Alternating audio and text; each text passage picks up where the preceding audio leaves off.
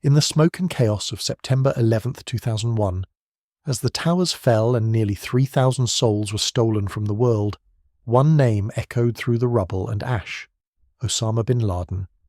But behind every act of mass murder, every declaration of holy war, and every year spent hiding in the shadows, there lived a man, not a demon conjured from nightmares, but a human being shaped by privilege, faith, war, and ultimately by choices that would reshape the world.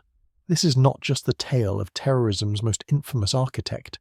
It's a story of radicalization, devotion, and the devastating cost of fanaticism. Of a man who believed himself chosen by God, even as he condemned thousands to death. Of a wealthy son who traded marble palaces for limestone caves and died not in a blaze of martyrdom, but in a bedroom, shot by men whose names he would never know. So step into the desert palaces and mountain caves of the late 20th century and see it all through the eyes of those who knew him. The family who watched him transform from gentle son to jihadi legend. The wives who followed him into exile. The children who bore the weight of his name, and the intelligence officers who hunted him for a decade. This is the story of Osama bin Mohammed bin Awad bin Laden. If you'd like to hear more stories like this one that dive deep into history's most complex figures, hit that subscribe button below and join us as we explore the humanity behind the headlines. And here's a question for those of you already subscribed. What drives someone born into unimaginable wealth to choose poverty and violence? Drop your thoughts in the comments, we'll be reading them. But to understand the man who became the world's most wanted fugitive, we must begin not in the caves of Afghanistan, but in the gilded towers of Saudi Arabia, where a boy was born into unimaginable wealth. On March 10, 1957, in the sweltering heat of Riyadh, Saudi Arabia, Hamida al-Attas gave birth to her only son, Osama, the 17th son of Mohammed bin Laden, a self-made construction magnate who had risen from Yemeni poverty to become one of the wealthiest men in the kingdom. The street outside the hospital carried the scent of sand and diesel. The city itself barely more than a large town in a desert kingdom, still decades away from the glass towers and luxury hotels that would define it later. Mohammed bin Laden's story was the kind of rags-to-riches tale that feeds dynasties and delusions. Born in the Hadramaut region of Yemen, one of the poorest places on earth, he had arrived in Saudi Arabia in the 1930s with nothing. The kingdom itself was young, newly unified under King Abdulaziz ibn Saud, and desperate for infrastructure. Mohammed, who had learned masonry and basic construction as a boy, found work as a porter, then as a labourer, then as a foreman. His break came when he impressed the royal family with his work ethic and his willingness to underbid competitors. By the 1950s, his company, the Bin Laden Group, held a monopoly on major construction projects across the kingdom. The contract to renovate the Grand Mosque in Mecca, Islam's holiest site, made Mohammed bin Laden not just wealthy, but untouchable. The royal family trusted him with their most sacred spaces: roads, palaces, airports, the infrastructure of a nation rising from sand, all bore his stamp. By the time Osama was born, the family fortune was estimated at over $5 billion, though no one knew the exact figure. Mohammed kept his wealth as carefully guarded as his reputation. But wealth in Saudi Arabia came with complications, particularly for a Yemeni immigrant who had married, by some counts, 22 times. Mohammed bin Laden practiced serial marriage, permitted under Islamic law, but his family tree was a tangled forest of half-siblings, stepmothers, and children competing for attention in a household that felt more like a corporation than a home.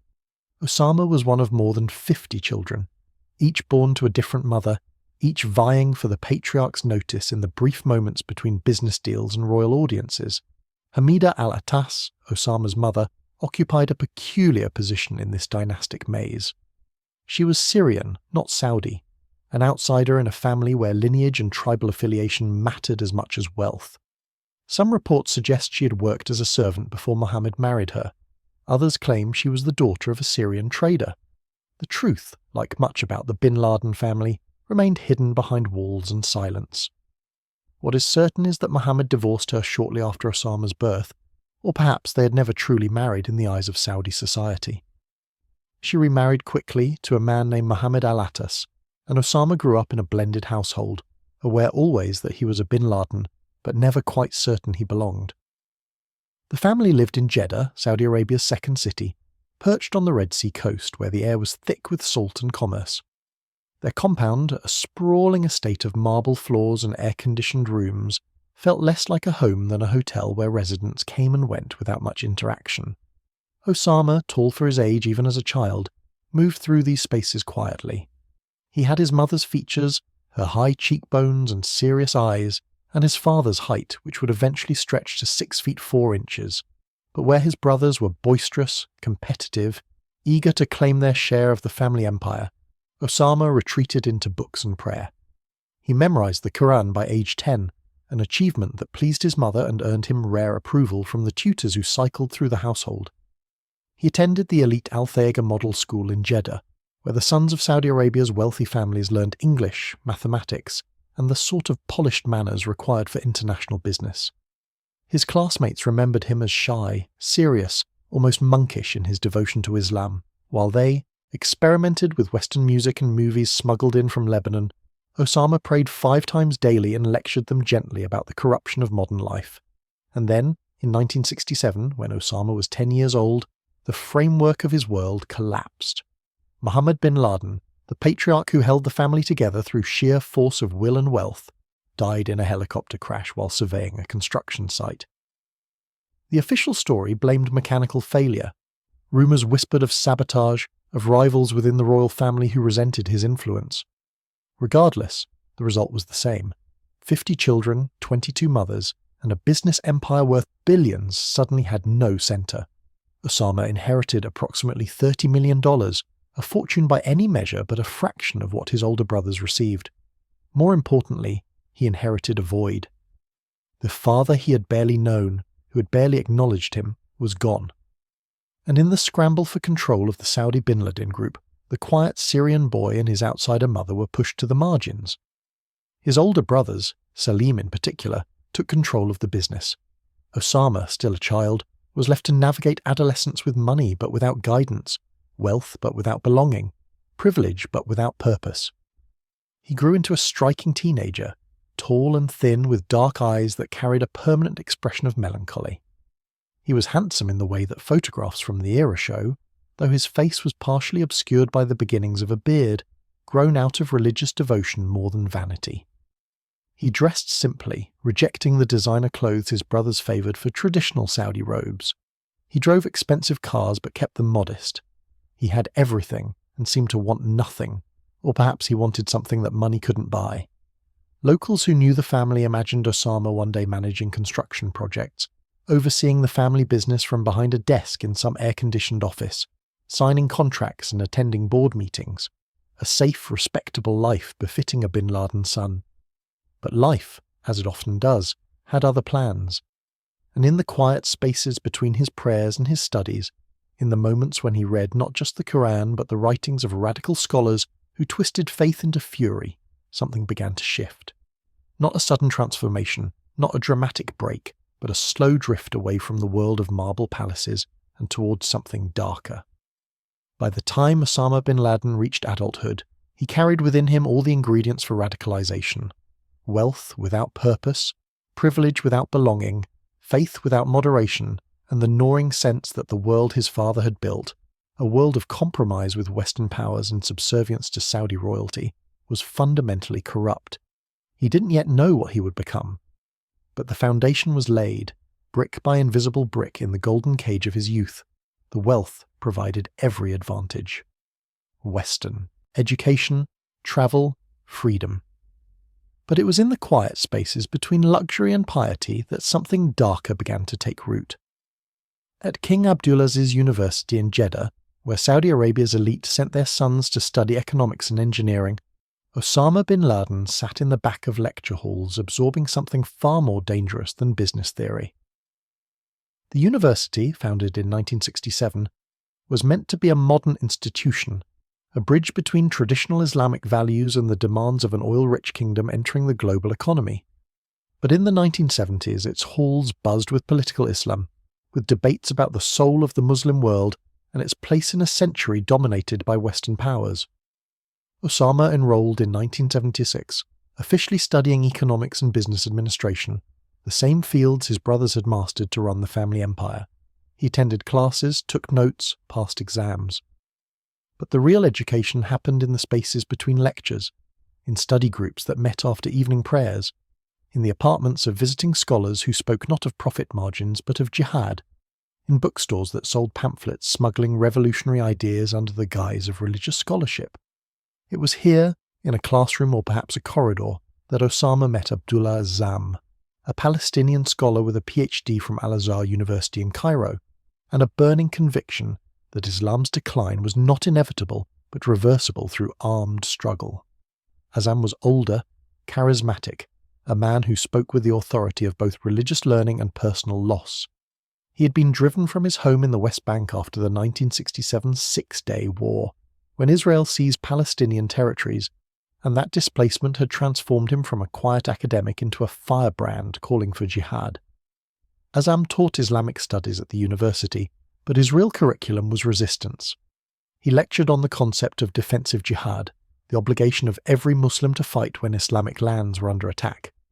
He spoke of Afghanistan, where Soviet troops would soon invade, as the front line of a global struggle.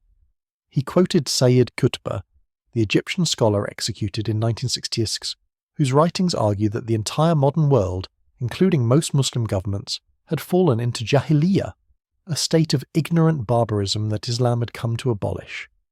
The solution, Qutb wrote, was not reform but revolution, not negotiation but jihad. Osama, 19 years old and searching for meaning in a life that offered everything except purpose, found in Azzam's words something his father's fortune could never provide, a mission. He began attending Azzam's study circles, sitting among students who debated late into the night about the West's corruption, about the betrayal of Muslim leaders who allied with America, about the duty to resist. Osama spoke little in these gatherings, but when he did, his voice was soft, earnest, certain. He had the confidence of wealth, the certainty of privilege, and now the conviction of ideology. But ideology was still abstract, still theoretical, until 1979 arrived and history offered 3 cataclysmic lessons in quick succession. On February 11th, the Iranian Revolution toppled the Shah, a Western-backed dictator, and replaced him with an Islamic theocracy led by Ayatollah Khomeini. For the first time in modern history, an Islamic movement had overthrown a secular government, and the reverberations shook the entire Middle East. It proved, to those watching, that Islamic revolution was possible. Then, on November 20th, 1979, during the holiest day of the Islamic calendar, armed militants seized the Grand Mosque in Mecca, the site Osama's father had helped renovate. The siege lasted 2 weeks. Hundreds died, including pilgrims and Saudi soldiers. The attackers were fundamentalists who believed the Saudi royal family had betrayed Islam by embracing Western decadence. The Saudi military, with French assistance, eventually retook the mosque, but the psychic damage was permanent. The very heart of Islam had been violated, and the question hung in the air. If the guardians of Mecca could be challenged, what was sacred anymore? And then, on December 24th, 1979, Soviet troops crossed the border into Afghanistan, beginning an invasion that would kill over 1 million Afghans and displace millions more. The Soviet Union, atheist and communist, was now occupying a Muslim nation. To Azzam and his students, to Osama and the young men who listened to him, this was not just geopolitics, it was a religious obligation, defensive jihad, the defense of Muslim lands against infidel invaders. But before Osama could answer that call, he had to attend to more immediate obligations. In 1974, at the age of 17, he had married his first cousin, Najwa Ghanem, a Syrian girl who was 15 years old. The marriage, arranged by their families, was traditional in every sense. Najwa moved into the Bin Laden household in Jeddah, and by 1976 she had given birth to their first son, Abdullah. More children followed quickly, a daughter, a second son. Najwa, quiet and obedient, ran the household while Osama studied and prayed and absorbed Azzam's teachings. He was, by all accounts, a gentle husband, attentive and affectionate in the private moments that marriage allowed. He didn't drink, didn't smoke, didn't chase the vices that consumed some of his wealthier brothers. He played soccer with his children in the courtyard and read them stories before bed. But even then, Najwa would later recall, there was a distance in him, a preoccupation with something beyond the walls of their home. He would sit for hours reading, Not business journals but religious texts, not poetry but political treatises. He was physically present but mentally elsewhere, already halfway to the mountains. By late 1979, as news from Afghanistan dominated every conversation and Azam's rhetoric grew more urgent, Osama made a decision that would define the rest of his life and reshape the geopolitical landscape for generations. He would not build buildings. He would not oversee construction projects. He would not become another Bin Laden executive shuffling papers in Jeddah. He would go to Afghanistan. He would join the jihad. And the mountains, he told Najwa with a certainty that frightened her, were calling him home. And so in 1980, with his family's wealth in one hand and his faith in the other, Osama bin Laden travelled to Pakistan, the gateway to Afghanistan, where the Soviet invasion had created what he saw as a sacred obligation, jihad. In the rugged mountains of eastern Afghanistan, where Soviet helicopters thundered overhead and Mujahideen fighters carved out caves as mosques, Osama bin Laden arrived not as a warrior, but as a wealthy patron, dressed in fine robes and carrying his family fortune like a holy offering. The year was 1980, and Afghanistan had become the front line of a conflict that would define a generation. The Soviet Union, seeking to prop up a communist government in Kabul, had sent over 100,000 troops across the border. In response, Afghan tribesmen, armed with little more than rifles and faith, had taken to the mountains to fight back. Osama's first trips were tentative, exploratory. He flew from Jeddah to Islamabad, Pakistan's capital, then drove to Peshawar, the dusty frontier city that had become the nerve centre of the Afghan resistance. Peshawar in the early 1980s was a city transformed by war, flooded with Afghan refugees fleeing Soviet bombs, with Mujahideen commanders negotiating for weapons, with Arab volunteers arriving to join what they saw as a holy war. The streets smelled of diesel and gunpowder. The markets sold Kalashnikovs alongside vegetables. And in the offices of various resistance groups, men with long beards and longer grievances plotted the overthrow of the Soviet-backed regime.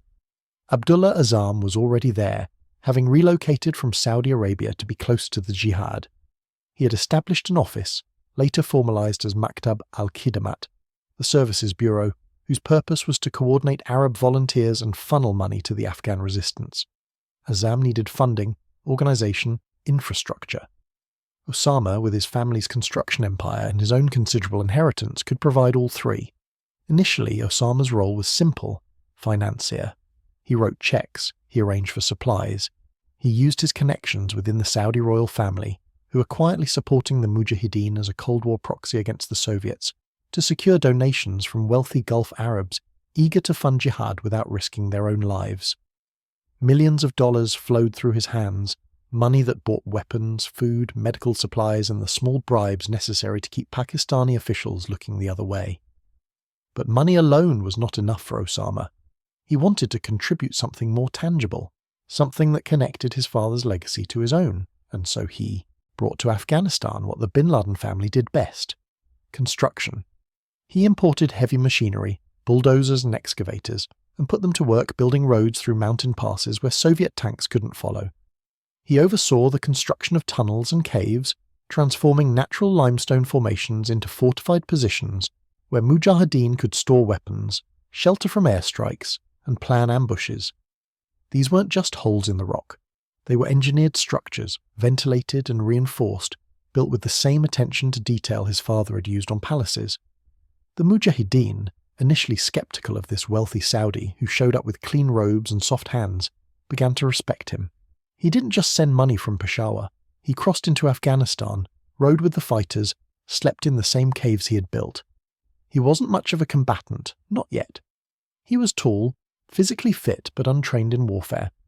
But he was willing, and in a war where courage often mattered more than skill, willingness counted for something.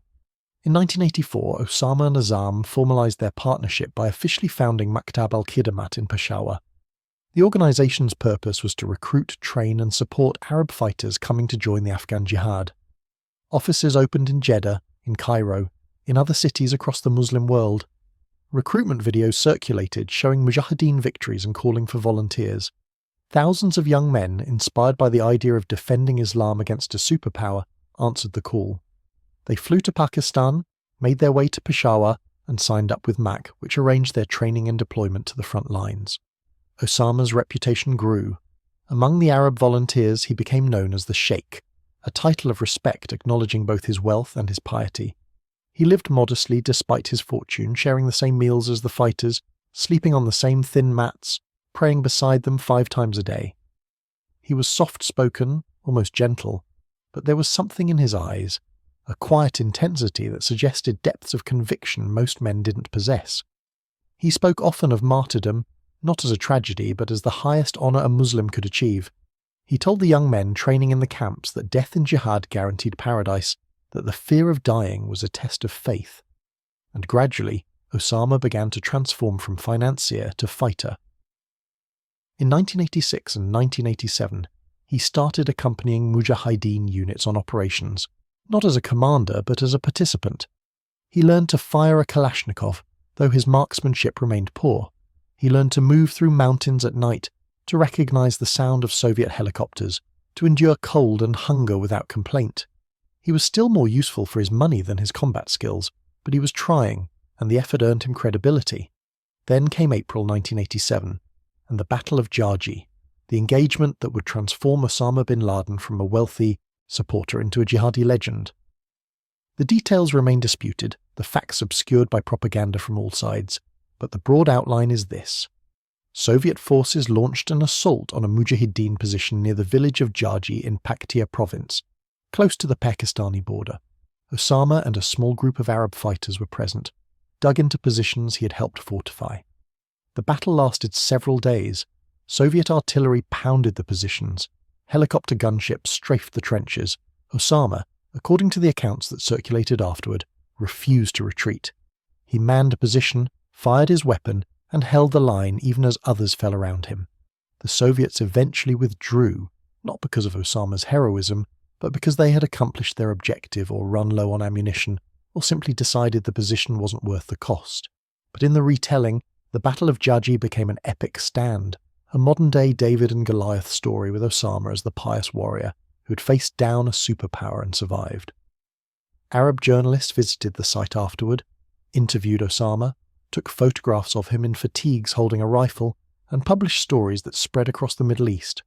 The shy son of a construction magnate had become a war hero. The truth was more complicated. Osama had been present, yes, and he had fought, but the battle's significance was inflated by those eager to create martyrs and legends. Azam, recognizing the propaganda value, promoted Osama's role aggressively. Recruitment videos showed him at Jarji, soft-spoken and humble, crediting God for the victory. Donations increased. More volunteers arrived. And Osama, whether he fully believed the myth or simply accepted it as useful, began to see himself as chosen, as an instrument of divine will. But beneath the growing legend, tensions were emerging. Azam preached defensive jihad only. His goal was to liberate Afghanistan, to drive out the Soviets, and then to defend other Muslim lands under attack. He opposed attacking civilians, opposed terrorism, opposed any interpretation of jihad that went beyond self-defense. Osama, influenced by other voices in the camps, began to question this restraint. Egyptian militants, members of groups like Egyptian Islamic Jihad, argued for a more aggressive approach. Their leader, Ayman al-Zawahiri, a surgeon turned revolutionary, preached offensive jihad, the idea that Muslim governments allied with the West were apostates who deserved to be overthrown, violently if necessary. By 1988, as the Soviets began their withdrawal from Afghanistan, defeated after 9 years of grinding war, Osama faced a choice: return to Saudi Arabia, to Najwa and his growing family, to the construction business and a quiet life, or continue the jihad, expand it, transform it into something global. Azam wanted to focus on Afghanistan's reconstruction. Zawahiri wanted to export revolution to Egypt, to Saudi Arabia, to every corner of the Muslim world. Osama, between mentors, began building something of his own. In August 1988, in a meeting in Peshawar, Osama and a small group of militants founded what they called Al-Qaeda al-Askariya, the military base, or simply Al-Qaeda, the base. It was not yet a terrorist organization in the way the world would come to understand it. It was a network, a database of fighters, a pool of trained veterans who could be deployed to future jihads. Afghanistan was winding down. But there would be other wars, other enemies, other opportunities to fight. Al-Qaeda would be ready. By 1989, When the Soviet Union withdrew from Afghanistan, broken and humiliated, Osama Bin Laden stood among the Mujahideen victorious, a holy warrior who had helped defeat a superpower. He had proven to himself and to thousands of followers that faith and determination could topple empires. But victory, as he would soon learn, is a dangerous drug, and the jihad he thought had ended was only beginning. But returning to Saudi Arabia as a conquering hero, Bin Laden found not a kingdom grateful for his service, but a nation that had moved on from his war. And worse, in his eyes, a nation that had invited American troops onto sacred soil. In 1989, Osama bin Laden returned to Jeddah, no longer the economic student who had left a decade earlier, but a battle-hardened jihadist with a reputation that preceded him like thunder before lightning. In the religious communities of Saudi Arabia, he was celebrated, invited to speak at mosques, asked to recount his experiences in Afghanistan. Young men sat at his feet, entranced by his quiet stories of Soviet helicopters and mountain ambushes. He spoke softly, never raising his voice, but his words carried the weight of experience. He had faced the enemy and survived, in a society that valued martial honour, that made him someone worth listening to. But outside those religious circles, the reception was cooler. The Bin Laden family, now led by his older half-brother Salem, wanted Osama back in the business. The Saudi Bin Laden group was expanding, taking on massive projects, and they needed every capable family member managing contracts and meeting with clients. Osama attended a few meetings, sat through presentations about profit margins and construction timelines, and felt the walls closing in. This wasn't what he had fought for. This wasn't jihad. This was paperwork. He began spending more time at mosques, giving informal talks, gathering a following of young men who shared his conviction that Afghanistan was not an ending but a beginning. He spoke of the need to defend Muslim lands wherever they were threatened. He criticized the Saudi royal family, though carefully, obliquely, for their corruption and their close ties to the West. He was not yet openly calling for revolution, but the seeds were there, visible to anyone paying attention. And then, on November 24, 1989, those seeds lost their gardener. Abdullah Azzam, Osama's mentor and the man who had first brought him to jihad, was assassinated in Peshawar. Azzam's car exploded as he drove to Friday prayers, a remote detonated bomb tearing through metal and flesh. He died instantly, along with two of his sons. The blast was so powerful, it scattered body parts across the street. Who killed Azzam remains one of the great unsolved mysteries of the jihadi movement. Some blamed the Soviets, or their Afghan proxies, seeking revenge for years of resistance. Others suspected Pakistani intelligence, tired of the chaos that foreign militants brought to their border regions. Still others whispered that it was internal, that more radical elements within the Mujahideen, perhaps even associates of Osama, had eliminated Azzam because his moderation stood in the way of a more aggressive vision. Osama publicly mourned, called Azzam a martyr, and inherited Maktab al-Khidamat's network of fighters and resources. But Azzam's death also removed a restraining hand. The man who had argued for defensive jihad only, who had opposed attacking civilians, was gone, and into that vacuum stepped voices arguing for something far more radical. Then came August 2nd, 1990, and Saddam Hussein's Iraq invaded Kuwait, a tiny oil-rich neighbour that Iraq claimed as its own. Iraqi tanks rolled across the border and seized Kuwait City within hours. The Saudi royal family, terrified that Iraq might continue south into their kingdom, faced an existential crisis. Their military, well-equipped but inexperienced, seemed no match for Iraq's battle-hardened army, which had just spent 8 years fighting Iran. Osama saw an opportunity. He approached Saudi officials, including Prince Sultan, the defense minister, with an audacious proposal. He would mobilize the Mujahideen, the Arab fighters who had defeated the Soviets in Afghanistan, and deploy them to defend the kingdom. He claimed he could assemble an army of thousands within weeks. They knew the terrain. They were trained. They were motivated by faith, not money. All he needed was the government's permission and logistical support. The proposal was rejected almost immediately. The Saudi leadership viewed Osama's Mujahideen as undisciplined zealots, useful in Afghanistan's mountains perhaps, but unsuited for modern conventional warfare against Iraqi armour and artillery. More importantly, they had already made their choice. They had turned to the United States. On August 7th, 1990, just 5 days after Iraq invaded Kuwait, President George H.W. Bush announced Operation Desert Shield. American troops, over 500,000 of them, would deploy to Saudi Arabia to defend the kingdom and prepare to liberate Kuwait. They would be stationed on Saudi soil, near Mecca and Medina, the two holiest cities in Islam. Infidel soldiers, in Osama's view, desecrating sacred ground. The rejection stung deeper than any battlefield wound. The Saudi royal family, his family, had chosen American infidels over Muslim warriors. They had chosen military might over faith. And in that moment, Osama bin Laden's trajectory shifted irrevocably. For years he had fought defensive jihad, protecting Muslim lands from foreign invaders. Now he began to contemplate something far darker, offensive jihad, not just against the Soviets or other obvious enemies, but against those he saw as Islam's true betrayers. The Americans, yes, but also the Arab governments that served them. The Saudis, the Egyptians, the Jordanians, all of them complicit in what he increasingly saw as a vast conspiracy to subjugate and humiliate the Muslim world. He began speaking more openly, criticizing the royal family not obliquely but directly. American troops on sacred soil, he said in mosques and private gatherings, were an occupation, a violation of Islam's most fundamental principles. The Saudi government, he argued, had forfeited its legitimacy by inviting them. Some who heard these speeches nodded in agreement. Others, including members of his own family, grew alarmed. This wasn't just religious fervour, this was sedition. The royal family, patient at first, began applying pressure. His passport was confiscated in 1989, then returned, then confiscated again.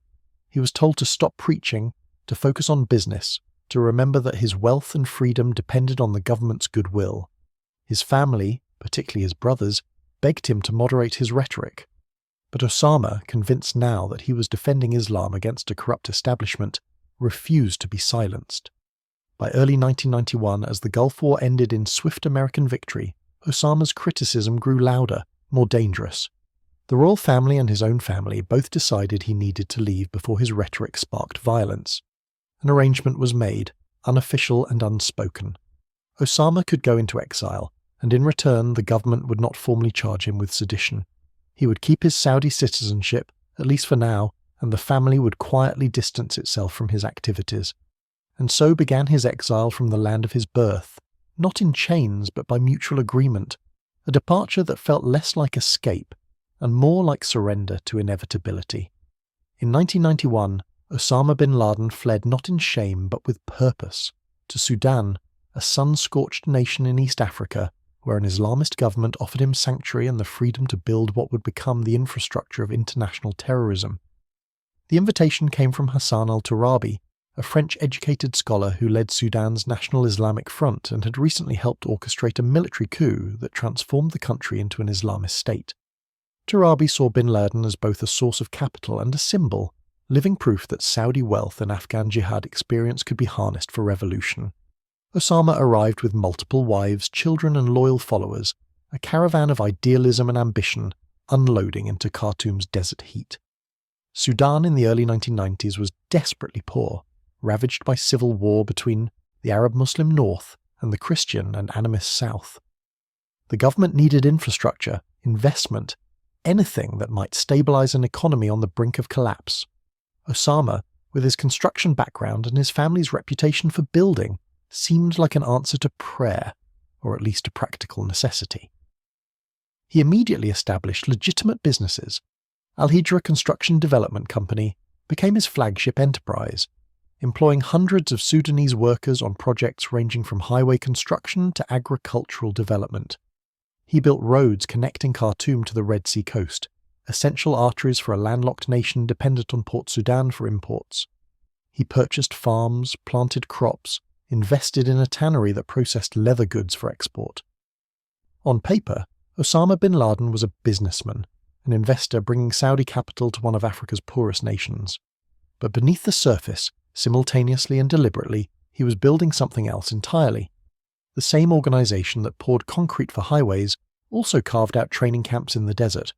The same funds that purchased tractors also bought weapons. Osama established camps near Khartoum and in the remote eastern regions where Sudanese government oversight was minimal.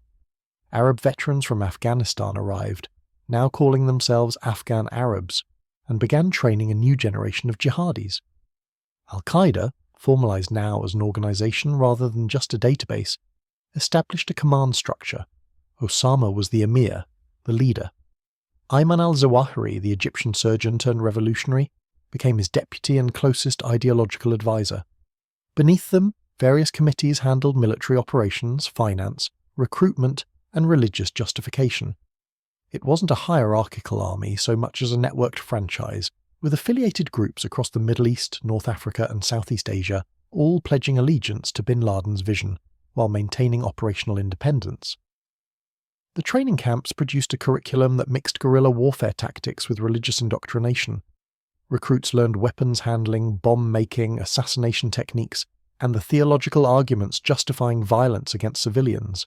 The camps didn't just train fighters, they created true believers, men who saw terrorism not as a crime but as worship, martyrdom operations not as suicide but as the highest form of sacrifice. And the operations began tentatively at first. On December 29, 1992, 2 bombs exploded at hotels in Aden, Yemen, targeting American soldiers transiting to Somalia for a humanitarian mission. The bombs missed their targets, killing 2 Austrian tourists instead, but the message was clear. Al-Qaeda had gone operational.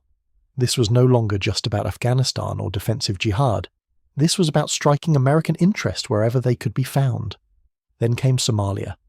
In October 1993, during the Battle of Mogadishu, portrayed later in the film Black Hawk Down, Somali militias shot down 2 American helicopters and killed 18 US soldiers in brutal street fighting.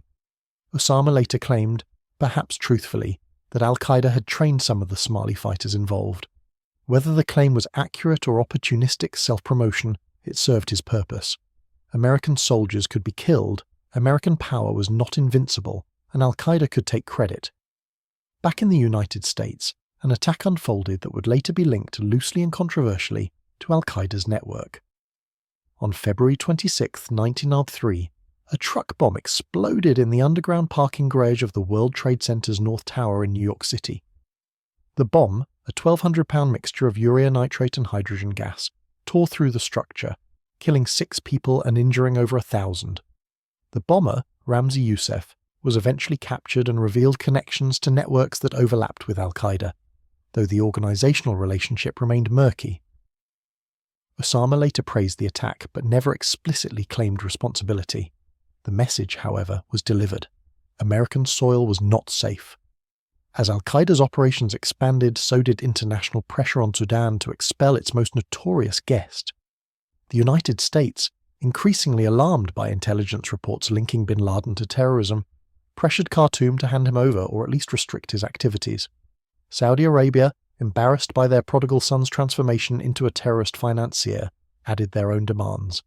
On April 9, 1994, the Saudi government officially revoked Osama's citizenship, a stunning blow for a man who still saw himself as a defender of Islamic lands. The bin Laden family, eager to protect their business interests and reputation, issued a public statement disowning him entirely. The disownment was not just symbolic, it was financial. Osama's share of the family fortune, his inheritance, was frozen. The steady stream of income he had relied upon dried up. He was forced to liquidate assets, sell properties, and depend increasingly on donations from wealthy Gulf Arabs who sympathized with his cause but preferred to keep their support quiet. The man who had arrived in Sudan with millions found himself, by the mid-1990s, scrambling to fund his operations. His family life too was deteriorating. By 1996, Osama had 5 wives, the maximum allowed under Islamic law if one counts marriages and divorces in sequence. Najwa, his first and most loyal wife, still accompanied him, though the strain was visible. She had followed him from Jeddah to Peshawar to Khartoum, bearing his children, managing his households, and enduring conditions that grew progressively harsher. The other wives, Khadija, Keria, Siham, and Amal, lived in separate quarters, each managing her own children, each silently competing for a husband whose attention was consumed by jihad. The children, now numbering close to 20, lived in a state of confusion. They attended makeshift schools, learned Quran and Arabic, played in dusty courtyards surrounded by armed guards. Some of the older boys, particularly Osama's eldest son Abdullah, were already being groomed for leadership, taken to training camps, taught to fire weapons. But even then, questions simmered. Was this what God wanted? Was this heroism or madness? By 1996, Sudan could no longer withstand the international pressure. The United States, frustrated by Khartoum's refusal to cooperate, bombed a pharmaceutical factory in Khartoum in retaliation for attacks attributed to al-Qaeda, though the intelligence linking the factory to chemical weapons production was disputed. Saudi Arabia threatened to sever diplomatic relations entirely, and Hassan al-Turabi, bin Laden's patron, faced his own political struggles within Sudan's fractious government. He could no longer shield his guest. Osama was given a choice, though it was hardly a choice at all. He could remain in Sudan and face arrest, extradition and trial, or he could leave voluntarily, taking his followers and his ideology elsewhere. There were few places left that would accept him. Saudi Arabia had disowned him. Egypt wanted him arrested. Pakistan was growing wary of the militants it had once sheltered. That left one option, the place where it had all begun. On May 18, 1996, Osama bin Laden boarded a plane chartered with what remained of his fortune, destination Afghanistan, where the Taliban now ruled and where his most devastating plans would take shape. On May 18, 1996, when Osama bin Laden's chartered plane touched down in Jalalabad, Afghanistan, he stepped onto soil that would become his final kingdom, not the marble palaces of his youth, but the limestone caves of Tora Bora, where even in summer the mountain winds carried the scent of snow and death. Afghanistan had transformed in the years since he had fought the Soviets. The Mujahideen victory in 1989 had dissolved almost immediately into civil war, warlords carving up the country and turning Kabul into rubble through years of artillery duels and shifting alliances. Into that chaos had emerged the Taliban, a movement of religious students trained in Pakistani madrasas, led by Mullah Muhammad Omar, a one-eyed veteran of the Soviet jihad who preached a return to what he claimed was pure Islam. By September 1996, the Taliban had seized Kabul, executing the former president and imposing a harsh interpretation of Sharia law that banned music, television, education for girls, and nearly every form of public expression. Women disappeared behind burqas. Men who trimmed their beards faced beatings. Thieves had their hands amputated in public squares. It was, in the Taliban's view, a return to the time of the Prophet. To most of the world it looked like medieval barbarism. But for Osama bin Laden, it was sanctuary. Mullah Omar, whom Osama met shortly after his arrival, was a kindred spirit, a man who believed in governance by religious law and who saw the West not as a partner, but as an existential threat to Islamic civilization. The two formed a bond, not just of ideology, but of mutual need. Omar needed funding and international legitimacy among jihadis. Osama needed protection from the intelligence agencies hunting him. In a ceremony that combined political alliance with religious ritual, Osama gave bayat, an oath of allegiance, to Omar, pledging loyalty to the Taliban's Islamic Emirate. On August 23, 1996, just months after his arrival, Osama issued his first major public declaration, a document titled Declaration of War Against the Americans Who Occupy the Land of the Two Holy Mosques.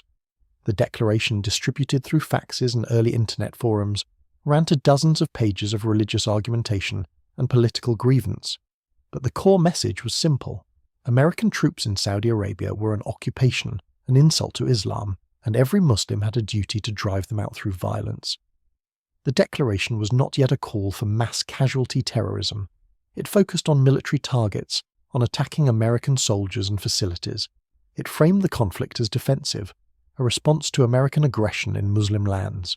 But the rhetoric was escalating, the justifications expanding. Osama was no longer content to fight in Afghanistan or Sudan. He was declaring war on a superpower.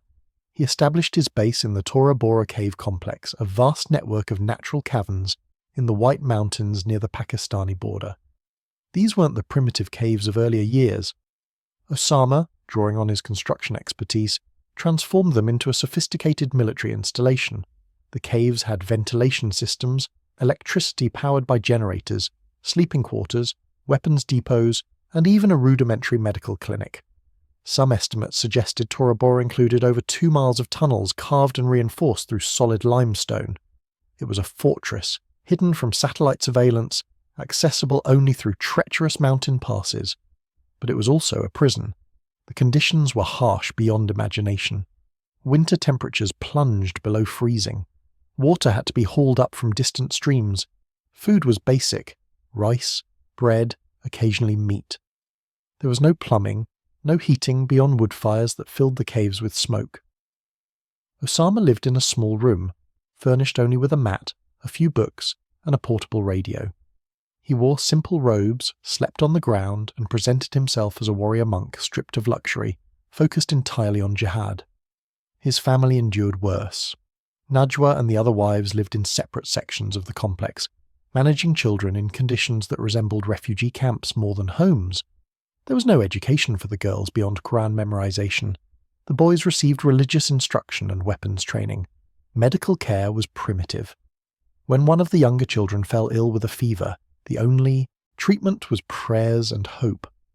Najwa, who had followed her husband from Jeddah's air-conditioned mansions to Afghanistan's frozen mountains, began to question, though never aloud, what they had become. But Osama was focused elsewhere. In 1997, he granted his first major interview with Western media, sitting down with CNN's Peter Arnett in a cave lit by oil lamps. Osama, dressed in combat fatigues and cradling a Kalashnikov, spoke calmly about his hatred for America, his justification for violence, and his prediction that the United States would withdraw from the Middle East as it had from Somalia. The interview, broadcast globally, introduced millions of Americans to a name they would never forget. Then, on February 23, 1998, Osama escalated again. He issued a new fatwa, this one titled World Islamic Front Against Jews and Crusaders, co-signed by Ayman al-Zawahiri and leaders of militant groups from Egypt, Pakistan and Bangladesh. The fatwa's language was unambiguous. The ruling to kill the Americans and their allies, civilians and military, is an individual duty for every Muslim who can do it in any country in which it is possible to do it. Civilians. That word marked a threshold crossed. No longer was Osama limiting his targets to soldiers or government officials. He was now calling for the murder of any American, anywhere, civilian or military, as a religious obligation. The fatwa cited grievances: American troops in Saudi Arabia, support for Israel, the bombing campaigns against Iraq. But the remedy was indiscriminate slaughter, justified through selective and distorted readings of Islamic texts. In May 1998, Osama gave another interview, this time to ABC News correspondent John Miller, who travelled to Afghanistan to meet him. Osama, seated on a carpet with his closest aides, spoke softly but clearly. He predicted attacks on American targets. He called the deaths of American civilians justified, and he warned that something big was coming, though he refused to provide details. The attacks came on August 7, 1998, the 8th anniversary of American troops arriving in Saudi Arabia during the Gulf War. At approximately the same time, truck bombs exploded outside the US embassies in Nairobi, Kenya, and Dar es Salaam, Tanzania. In Nairobi, the blast tore through the embassy and an adjacent building, killing 213 people, including 12 Americans. In Dar es Salaam, 11 people died. The bombs, packed with hundreds of pounds of explosives and shrapnel, didn't discriminate between diplomats and civilians, between Americans and Africans. Children on their way to school were torn apart, office workers vaporized, survivors staggered through the rubble, blood and dust coating their faces. The attacks were meticulously planned, coordinated across 2 countries, executed by al-Qaeda operatives who had trained in Afghanistan and died in the blasts. They announced to the world, in a way that could not be ignored, that Osama, Bin Laden and al-Qaeda were not a regional nuisance but a global threat. The United States responded on August 20th with Operation Infinite Reach, launching cruise missile strikes against al-Qaeda training camps in Afghanistan and a pharmaceutical factory in Sudan that intelligence claimed was producing chemical weapons. The missiles destroyed empty tents and buildings in Afghanistan, the camps having been evacuated based on tips from Pakistani intelligence. Bin Laden himself was at Tora Bora, miles away. The factory in Sudan turned out to be exactly what it appeared: a pharmaceutical plant, not a chemical weapons facility. The strikes killed a few low-level militants and many camels, but missed the primary target entirely. That near miss carried a chilling message, though it took years for intelligence agencies to fully grasp it. Osama bin Laden could plan and execute sophisticated attacks that killed hundreds. The world's most powerful military could respond with overwhelming force, but couldn't kill one man hiding in a cave. And that imbalance, that frustration, would define the next decade of asymmetric warfare. By 1999, Osama was on the FBI's most wanted list, with a $5 million reward for information leading to his capture. His face appeared on wanted posters and news broadcasts. But in Tora Bora he remained untouched, protected by Taliban forces, hidden by geography, and sustained by a growing conviction that he was destined to bring America to its knees. The embassy bombings announced to the world what intelligence agencies already knew. Osama bin Laden was no longer a Saudi dissident or an Afghan war veteran. He was the commander of a terrorist network with global reach and deadly intent. The cruise missiles that rained down on his camps in August 1998 missed their target by hours, perhaps minutes. And that near miss carried a chilling message. He could not be stopped. Not yet. And the worst, he promised in interviews conducted by candlelight in those limestone caves, was still to come. But as the millennium turned, and the world celebrated the year 2000 with fireworks and champagne, bin Laden sat in his cave planning an attack so devastating it would dwarf everything that came before. As the world held its breath awaiting the year 2000 bug and millennial celebrations, Ahmed Rassam crossed the Canadian border into Washington state with a trunk full of explosives destined for Los Angeles International Airport. The Millennium Plot, the first of Osama bin Laden's grand plans to fail, but a harbinger of what patience and planning could achieve. Rassam, an Algerian who had trained in al-Qaeda camps, intended to detonate his bomb in the crowded LAX terminal during the height of holiday travel, killing hundreds of Americans as the calendar flipped to January 1st, 2000. But on December 14th, 1999, a US customs agent in Port Angeles, Washington, noticed Rassam's nervousness during a routine inspection. She asked him to step out of his car. When he fled on foot, agents gave chase and arrested him. In his trunk, urea, sulfuric acid, timing devices, enough to level a building. The plot collapsed before it began, a rare intelligence victory, though one achieved more through luck and alert officers than coordinated counter-terrorism. Other Millennium plots fizzled simultaneously. In Jordan, authorities disrupted plans to bomb tourist sites and hotels.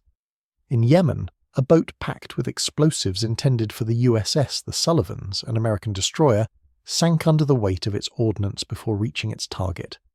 Al-Qaeda's Millennium Offensive had failed across the board, a humiliating setback that should have prompted organizational soul-searching. Instead, it prompted refinement. If the plans had been too ambitious, too complex, too reliant on simultaneous operations across multiple countries, then the next attack would be simpler, more focused, and absolutely devastating. Osama and his planners, particularly Khalid Sheikh Mohammed, the Pakistani terrorist who had helped orchestrate the 1993 World Trade Center bombing, began discussing a new concept: airplanes as guided missiles. But before that plan matured, al-Qaeda struck again, this time successfully. On October 12, 2000, in the port of Aden, Yemen, the USS Cole, an Arleigh Burke-class destroyer, sat refueling during a scheduled stop.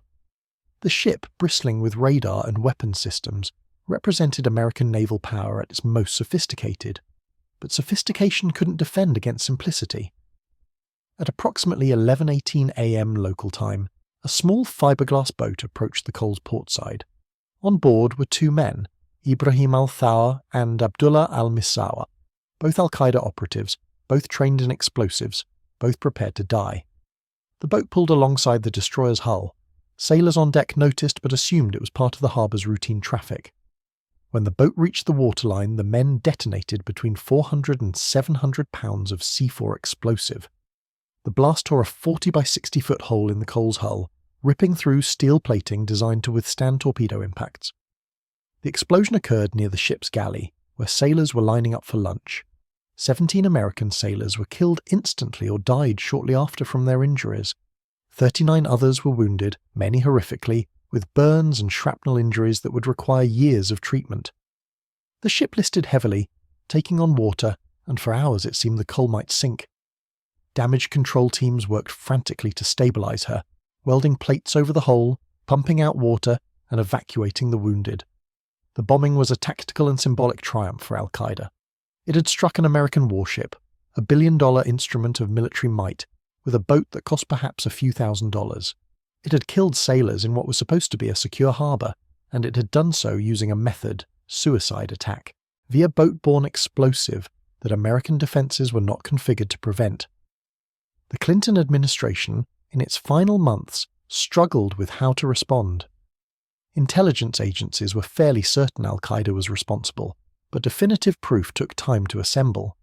And even with proof, what was the response? More cruise missiles that would miss their target. A ground invasion of Afghanistan, a country the Soviets had failed to subdue. The administration opted for neither, pursuing instead diplomatic pressure on the Taliban and quiet efforts to track down Bin Laden. The restraint, which seemed prudent at the time, would later be criticized as weakness. Osama, watching from Tora Bora, interpreted the lack of response as vindication. America, he told his followers, was a paper tiger. It could project power when unchallenged, but when struck, it recoiled. Somalia had proven that, and now the cold had confirmed it. The superpower would bleed when cut, but it would not strike back decisively. That calculation, so central to his strategy, was both partially correct and catastrophically wrong. Meanwhile, the planning for something far more ambitious was already underway. Mohammed Atta, an Egyptian architectural student living in Hamburg, Germany, had been recruited by al-Qaeda and sent to Afghanistan for training in late 1999. He returned to Germany convinced that the West represented an existential threat to Islam and that mass casualty attacks were not just justified but necessary.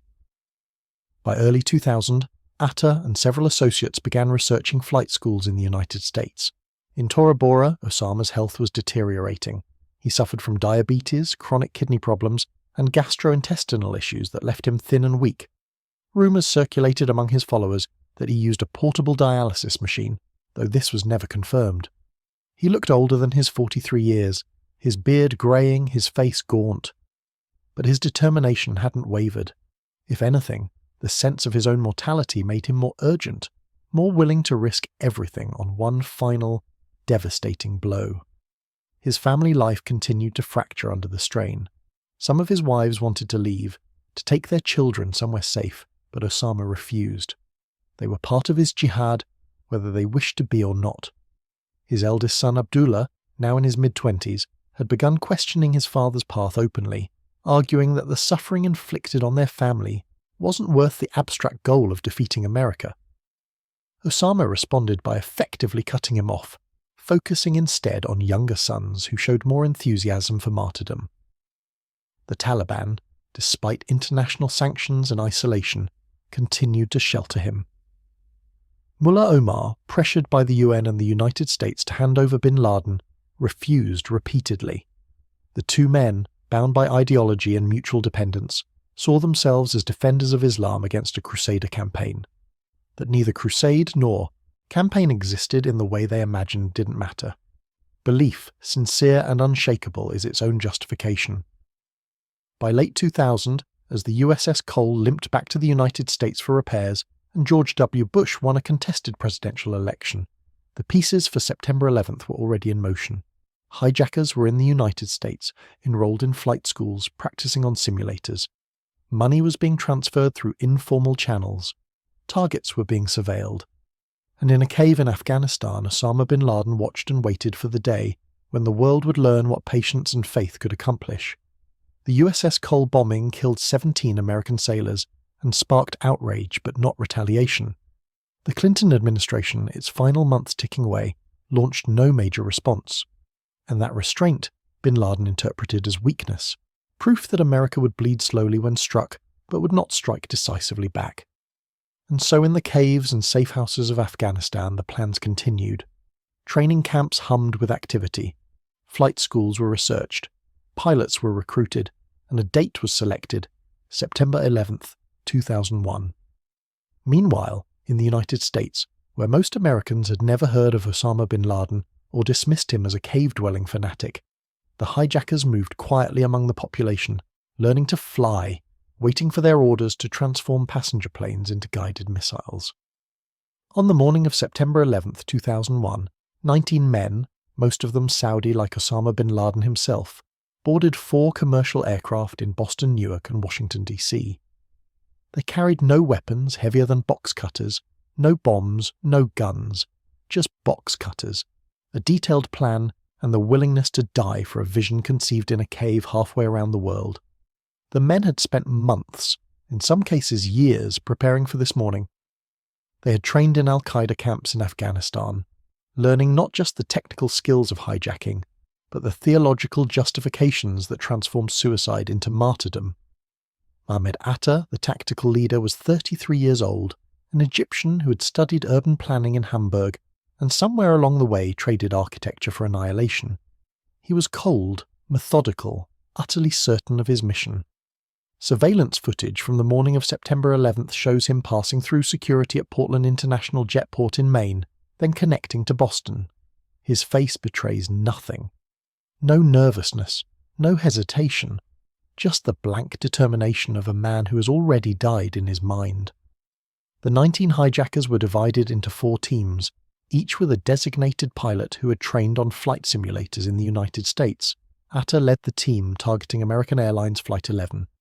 Marwan al-Shehi, a young Emirati who had been Atta's roommate in Hamburg, led the team for United Airlines Flight 175. Ziad Jarrah, a Lebanese man from a secular family who had radicalized while studying in Germany, commanded the team for United Airlines Flight 93. And Hani Hanjour, a Saudi who had struggled through American flight schools and barely earned his commercial pilot's license, would fly American Airlines Flight 77. The targets had been carefully selected. Transcontinental flights from the East Coast to California, chosen because they would be fully loaded with jet fuel. The World Trade Center's twin towers would represent American economic power. The Pentagon would symbolize military might. The final target, either the Capitol or the White House, would strike at political authority. 3 pillars of American dominance, all to fall within 2 hours. The hijackers passed through security without incident. Box cutters were not yet prohibited items. Some of Atta's team were flagged by a computerized screening system designed to catch potential threats, but the flags resulted only in their checked luggage being held until it was confirmed they had boarded. The system was designed to prevent bombs on planes, not hijackers carrying blades. At 7:59 a.m., American Airlines Flight 11 lifted off from Boston's Logan International Airport, bound for Los Angeles. 81 passengers, 11 crew members, and 5 hijackers settled into their seats as the Boeing 767 climbed to cruising altitude.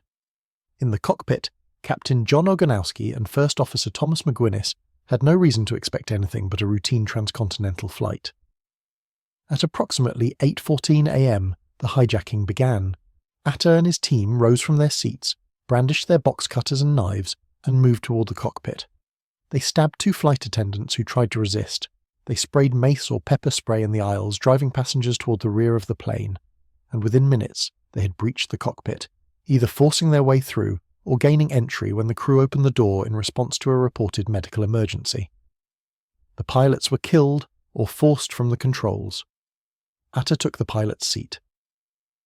At 8:24 a.m., air traffic controllers in Boston heard Atta's voice, though he apparently thought he was speaking only to the passengers.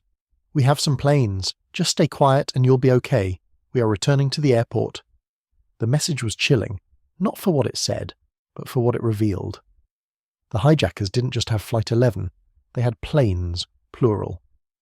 At 8:46 a.m., Flight 11, travelling at approximately 465 miles per hour, struck the North Tower of the World Trade Center between the 93rd and 99th floors.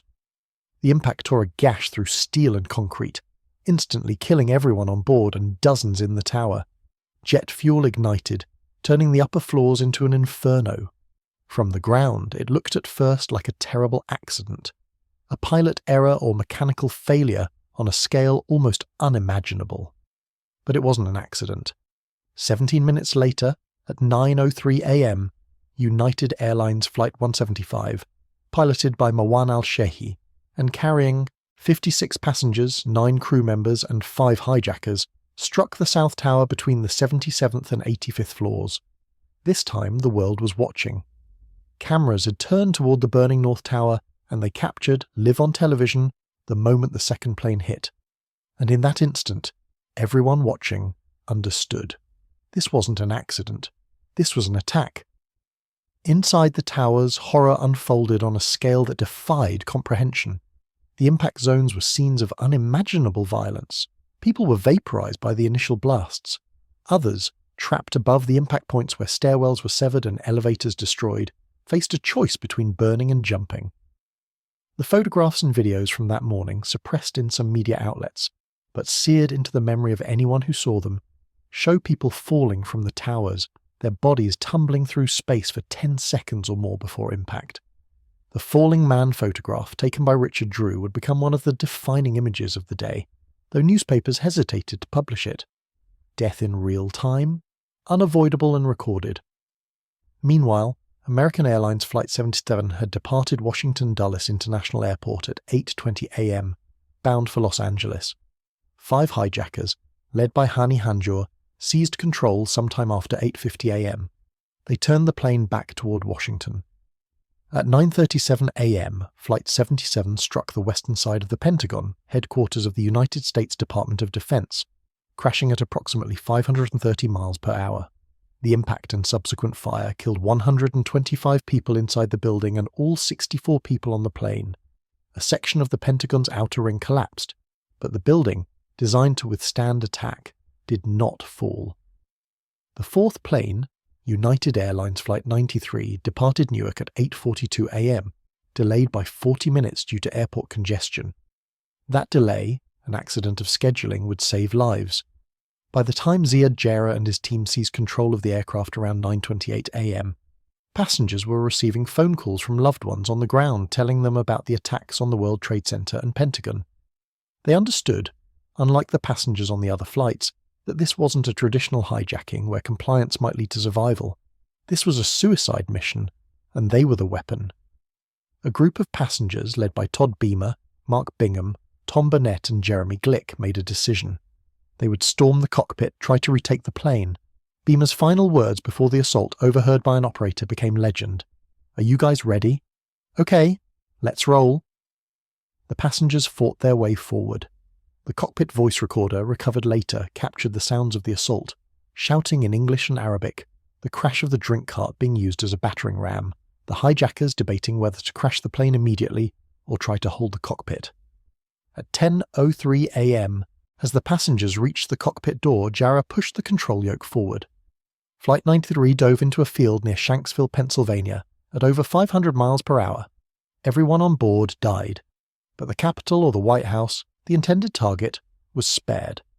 By 10:03 a.m., when United Flight 93 plunged into that Pennsylvania field, its passengers having fought back against their hijackers, nearly 3,000 people were dead. The Twin Towers had collapsed, the Pentagon burned, and Osama Bin Laden, watching from somewhere in Afghanistan, had achieved what he set out to do. He had struck the heart of American power, brought the sole superpower to its knees, if only for a moment, and sparked a war that would consume the next 2 decades. But in that moment of triumph, he had also sealed his own fate, because within hours, President George W. Bush declared this was an act of war, and within days, the largest manhunt in history was underway. The target, Osama Bin Laden, dead or alive. At 8:46 a.m. Eastern Time, American Airlines Flight 11, carrying 92 souls, struck the North Tower of the World Trade Center between the 93rd and 99th floors at 465 miles per hour. The collision tore a gash through steel and concrete, and in that instant the world changed forever. The towers, designed to withstand the impact of a Boeing 707 travelling at lower speeds, couldn't absorb the combined force of a fully fueled 767 hitting at maximum velocity. Jet fuel ignited, temperatures soared to over 1,800 degrees Fahrenheit, and the steel support columns began to weaken. People above the impact zones found themselves trapped. The stairwells that served as evacuation routes were severed. The elevators, though still operational, were death traps, their shafts compromised by the explosion. Some chose to descend anyway, only to have the cables snap or the cars plummet. Others made their way to windows, broke them open, and waved shirts and jackets, hoping for rescue that would never come. And some, faced with the choice between burning alive and jumping, chose to jump. Below the impact zones, evacuation began immediately. Office workers, many still unsure what had happened, filed down stairwells in orderly lines. Firefighters, police officers, and emergency medical technicians rushed into the towers, climbing stairs as others descended. 343 firefighters would die that morning, along with 71 law enforcement officers, climbing toward the fire when every instinct screamed to run away. The South Tower, struck second at 9:03 a.m., collapsed first at 9:59 a.m., 56 minutes after impact. The collapse began at the impact zone, where fire had weakened the structure and progressed downward in a cascade of pancaking floors. The tower fell in approximately 10 seconds, accelerating to near free-fall speed as each floor's collapse added momentum to the next. A massive dust cloud composed of pulverized concrete, glass, asbestos and human remains rolled through lower Manhattan streets, engulfing everything. The North Tower followed at 10:28 a.m., 1 hour and 42 minutes after being struck. By then, most people below the impact zone had evacuated, but hundreds remained trapped above. They died when the building fell, along with first responders still searching for survivors.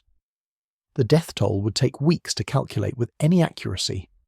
2,606 people died at the World Trade Center, including 343 firefighters, 71 law enforcement officers, and all passengers and crew from the two planes. At the Pentagon, 125 people inside the building and 64 on Flight 77 perished. The 4 planes carried 246 people, including the 19 hijackers. The final count, 2,977 dead, excluding the hijackers. Nearly 3,000 lives ended in 2 hours. The global reaction was immediate and overwhelming. In London, Paris, Berlin, Moscow, leaders condemned the attacks and pledged solidarity. NATO, for the first time in its history, invoked Article 5, its collective defense clause, declaring the attack on America an attack on all member nations.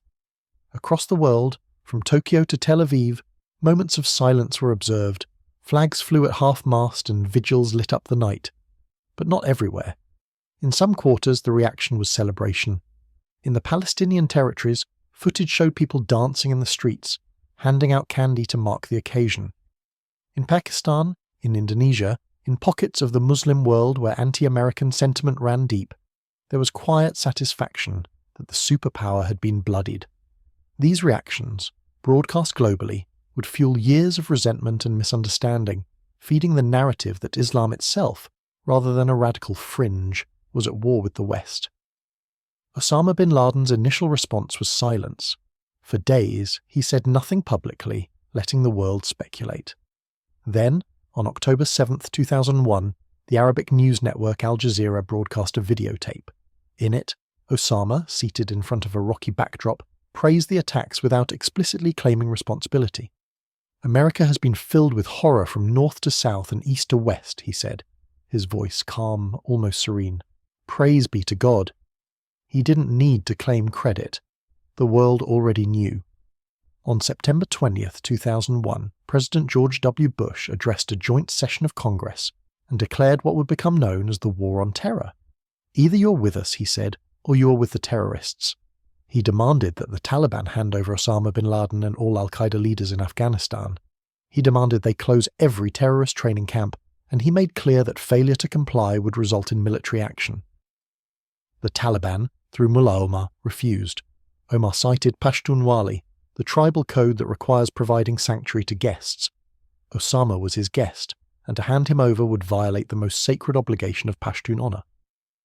No amount of pressure, no threat of invasion, would change that calculation. On October 7, 2001, the same day Osama's video aired, the United States launched Operation Enduring Freedom. Cruise missiles and bombs rained down on Taliban positions, on al-Qaeda training camps, on anything intelligence suggested might house terrorists or leadership. Special forces operators, working with Northern Alliance fighters, the Afghan rebels who had resisted the Taliban, began pushing toward Kabul. Osama and his family fled Kandahar, the Taliban stronghold in southern Afghanistan, and made their way east toward Jalalabad, then higher into the mountains toward Tora Bora. The fortress he had built, the caves he had reinforced would now be tested. He told his followers that the Americans would come, that they would bring overwhelming force, but that faith and the mountains would protect them. God, he said, had delivered the Soviets into their hands. He would do the same with the Americans, but this time the Americans were not the Soviets. They were not fighting a war of occupation or ideology. They were hunting one man. And the wolves, Osama would soon learn, were closing in.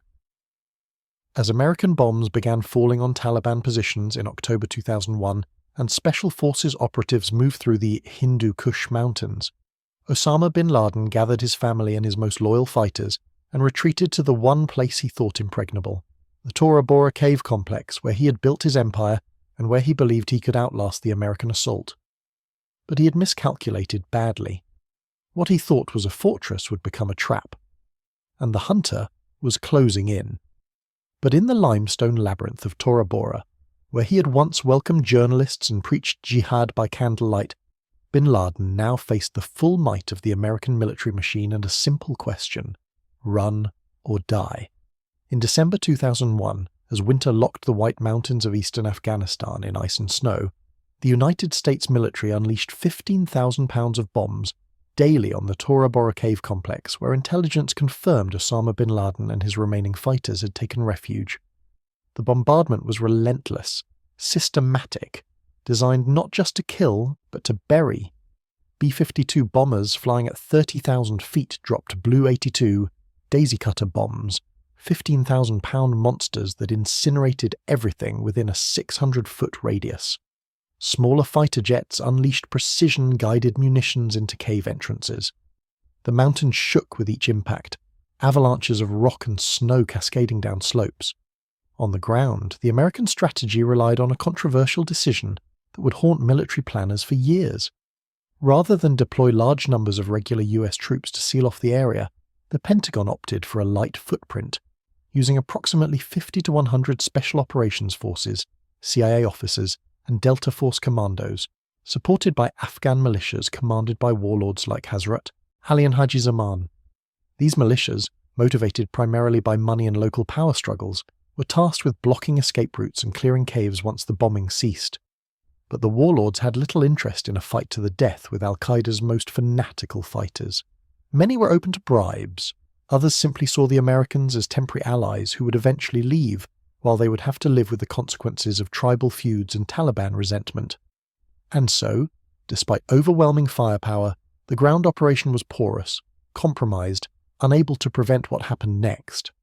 Osama, trapped in Tora Bora with perhaps 1,000 fighters, some estimates say fewer, faced the reality that the caves would become a tomb if he remained.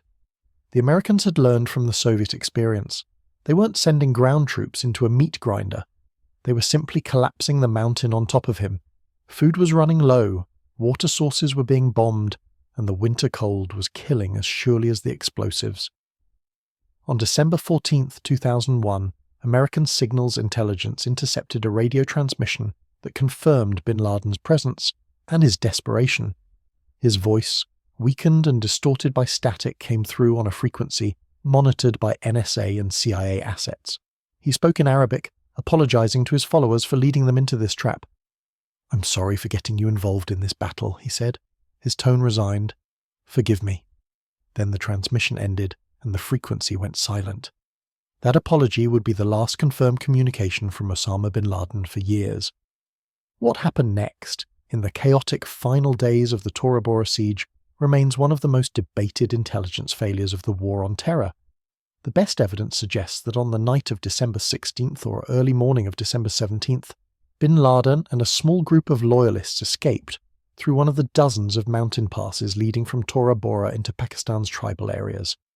The escape likely involved bribes to local Afghan militias, payments that exceeded whatever the Americans were offering to keep the passes blocked. Guides who knew the terrain led them through paths that wound above 13,000 feet, trails too narrow and steep for vehicles, barely passable on foot in winter. Osama, weakened by illness and exertion, may have been carried part of the way on a litter. He crossed into Pakistan's federally administered tribal areas, specifically into Waziristan, a lawless region where Pakistani government control was nominal at best. The failure to capture or kill bin Laden at Tora Bora sparked immediate debate and long-term recriminations. Critics, including later Senate investigations, argued that the US military should have deployed conventional ground forces to seal the border with Pakistan, creating an anvil against which air power could hammer.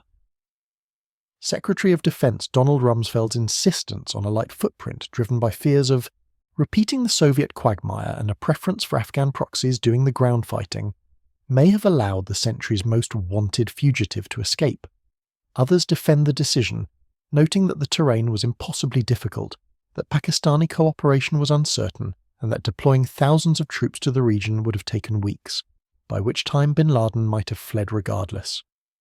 The debate continues, but the outcome is indisputable. Osama bin Laden, surrounded by the most powerful military in history, slipped away. By December the 17th, when the bombing ceased and American and Afghan forces swept through the smouldering caves, they found al-Qaeda fighters dead or fled, documents scattered like leaves, and a network of tunnels leading toward Pakistan. But Osama bin Laden, the man who 3 months earlier had murdered nearly 3,000 people, had vanished into the mountains like smoke. The greatest military power on earth had him surrounded and let him slip away. And that failure would haunt 2 presidential administrations for the next decade. And so began the longest manhunt in modern history. Not months, but years, nearly a decade, while bin Laden lived in the shadows, moving between safe houses in Pakistan, evading satellites, drones, and spies. The world slowly moved on, but the CIA never stopped looking. For the next 5 years, Osama bin Laden became a ghost, moving through Pakistan's lawless tribal regions where Pashtun codes protected him, and American drones circled overhead like mechanical vultures, unable to strike what they could not find. The man who had been the most visible terrorist in the world, who had given interviews and released videos at will, disappeared almost completely. In his place came only occasional audio recordings, disembodied voices on cassette tapes delivered to Al Jazeera through untraceable intermediaries, proof that he lived but no hint of where. Intelligence agencies, flush with post-9/11 funding and presidential mandate, pursued every lead. The CIA established a dedicated unit codenamed Alex Station, focused solely on tracking bin Laden. NSA satellites listened for electronic chatter.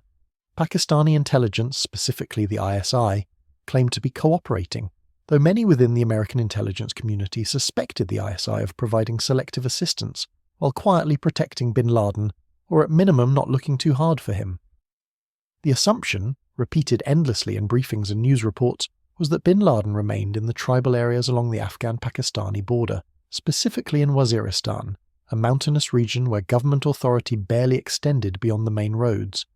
He was living in caves, the narrative went, moving between hideouts, surviving on the support of local tribesmen and the remnants of his organization. It was a romantic image, the warrior ascetic hiding in mountains, and it was completely wrong. On November 12, 2002, Al Jazeera broadcast an audio message attributed to bin Laden praising recent terrorist attacks in Bali, Indonesia and Moscow, Russia. In September 2003, another message surfaced, this one referencing contemporary events in sufficient detail to confirm it was recent. Then, in October 2004, just days before the US presidential election, a video appeared. The first clear images of bin Laden in years. He looked older, greyer, but healthy. He sat in front of a plain backdrop wearing white robes and a camouflage jacket and delivered a message directly to the American people. Your security is not in the hands of Kerry or Bush or Al-Qaeda, he said, his tone almost conversational. Your security is in your own hands. The video dominated news coverage, inserting bin Laden into the American election in a way that likely helped George W. Bush's re-election. Bush had campaigned on his record fighting terrorism. Kerry had criticized the failure to capture bin Laden, and now bin Laden himself was reminding voters that he remained at large. Meanwhile, the operational arm of al-Qaeda was being systematically dismantled. On March 1, 2003, in Rawalpindi, Pakistan, just outside Islamabad, Pakistani security forces raided an apartment and captured Khalid Sheikh Mohammed, the principal architect of the September 11th attacks. KSM, as he was known in intelligence circles, had been the operational mastermind, the man who translated bin Laden's strategic vision into tactical plans. His capture was a major victory, yielding intelligence about al-Qaeda's structure, financing, and future plots. KSM was rendered to a CIA black site and subjected to enhanced interrogation techniques, including waterboarding, a process later characterized by many, including international legal scholars, as torture. The intelligence extracted during these sessions was both valuable and controversial, its reliability questioned by those who argued that torture produces false confessions as often as true intelligence. But even as al-Qaeda's leadership was captured or killed, Osama remained free, and in March 2003, American attention shifted dramatically away from Afghanistan and Bin Laden when the United States invaded Iraq, a war justified by claims that Saddam Hussein possessed weapons of mass destruction and posed an imminent threat. Those claims would later be proven false, but the invasion proceeded regardless. Hundreds of thousands of American troops, the very forces that might have sealed Tora Bora or saturated Pakistan's tribal areas with patrols, were now engaged in Iraq. Bin Laden, from wherever he was hiding, watched the invasion with satisfaction. Iraq, he understood, would become a recruiting tool beyond anything he could have orchestrated himself. Young Muslims across the Middle East, enraged by images of American soldiers occupying an Arab capital, would radicalize in numbers that dwarfed anything Afghanistan had produced. Al-Qaeda in Iraq, led by the brutal Jordanian militant Abu Musab al-Zarqawi, began a campaign of bombings, beheadings, and sectarian violence that pushed the country towards civil war. And on March 13, 2002, during a press conference, President Bush was asked about Bin Laden. His response became infamous. "I don't know where Bin Laden is.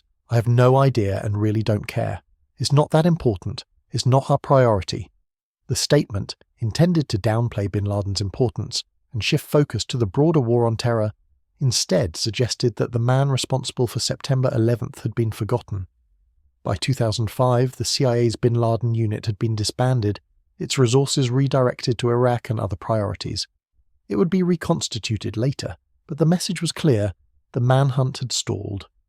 And back in Pakistan, Bin Laden, now living not in caves but in compounds, not in Waziristan but progressively closer to civilization, continued to evade capture through a combination of careful security, local protection, and the simple fact that no one was looking in the right places. His family, scattered by war and ideology, faced their own trials. Some of his wives, including Khairia, had been held under house arrest in Iran from 2001 to 2010, part of an opaque arrangement between Iran and al-Qaeda that involved hostages on both sides. Najwa, his first wife, had fled back to Syria in 2001, taking several of their children with her. In 2009, she would co-author a memoir with their son Omar, Growing Up Bin Laden, a book that portrayed Osama as a loving father whose extremism destroyed his family. Khadija, another wife, died in 2007 during childbirth in Pakistan, her death a reminder of the primitive conditions in which Bin Laden's family lived. The children, now numbering over 20, were scattered across multiple countries, some committed to jihad, others desperate to escape their father's shadow. Hamza, one of Osama's younger sons, was being groomed as his successor, appearing in propaganda videos and writing poetry praising martyrdom. He would eventually become a prominent al-Qaeda leader, designated global terrorist by the United States, and would be killed in 2019 in a CIA operation, the cycle of violence continuing into the next generation. By 2007, Osama's location remained one of the greatest intelligence mysteries of the modern era. Estimates placed him in Waziristan, possibly in the remote Chitral region, maybe in Bajar. The reward for information leading to his capture had been increased to $25 million, the highest bounty ever offered by the US government. But no one came forward with credible intelligence. He was protected by silence, by codes of honor that valued sheltering guests above any reward, and by the simple fact that most Pakistanis in the tribal areas viewed the American presence in Afghanistan as an occupation, and Bin Laden, whatever his crimes, as a resistance figure. The world had moved on, consumed by new wars, new threats, economic crises, political upheavals. September 11th, while never forgotten, had receded into history, a tragic but increasingly distant event. And Osama bin Laden, the man who had defined the beginning of the 21st century, seemed destined to remain a ghost, forever hunted but never caught. By By 2007, many Americans had stopped thinking about Osama bin Laden. The man who had defined the beginning of the century had faded into the background noise of the war on terror. Iraq and domestic politics dominated headlines, and the hunt for the bearded figure in cave videos seemed like yesterday's war. But in a nondescript compound in Abbottabad, Pakistan, a quiet town home to a military academy, bin Laden was not hiding in caves. He was living in plain sight, surrounded by walls, and his remaining family, slowly decaying while the CIA worked through dead end after dead end, searching the wrong places for a man who had learned the art of invisibility. But invisibility has cracks, and in 2007 the CIA caught the first thread that would eventually lead them to his door. Not bin Laden himself, but the man who carried his messages, a courier whose name they didn't yet know, but whose existence would change everything. In the black sites and detention centres where al-Qaeda operatives were interrogated with methods that would later spark international condemnation, a name kept surfacing, whispered reluctantly by detainees trying to protect what they could. Abu Ahmed al-Kuwaiti, the courier, a man whose job was to carry messages to and from Osama bin Laden, a man whose discovery would cost him and bin Laden everything. The name first appeared in 2003 during the interrogation of Khalid Sheikh Mohammed, the architect of September 11th. KSM, subjected to waterboarding and other enhanced interrogation techniques, at a CIA black site, mentioned a courier trusted by bin Laden, but downplayed his importance, possibly trying to protect the network even under duress. He provided a nickname, Abu Ahmed al-Kuwaiti, which translates roughly to Abu Ahmed the Kuwaiti, a kunya or nom de guerre rather than the legal name. Intelligence analysts noted it, but had no way to trace a nickname with no supporting information.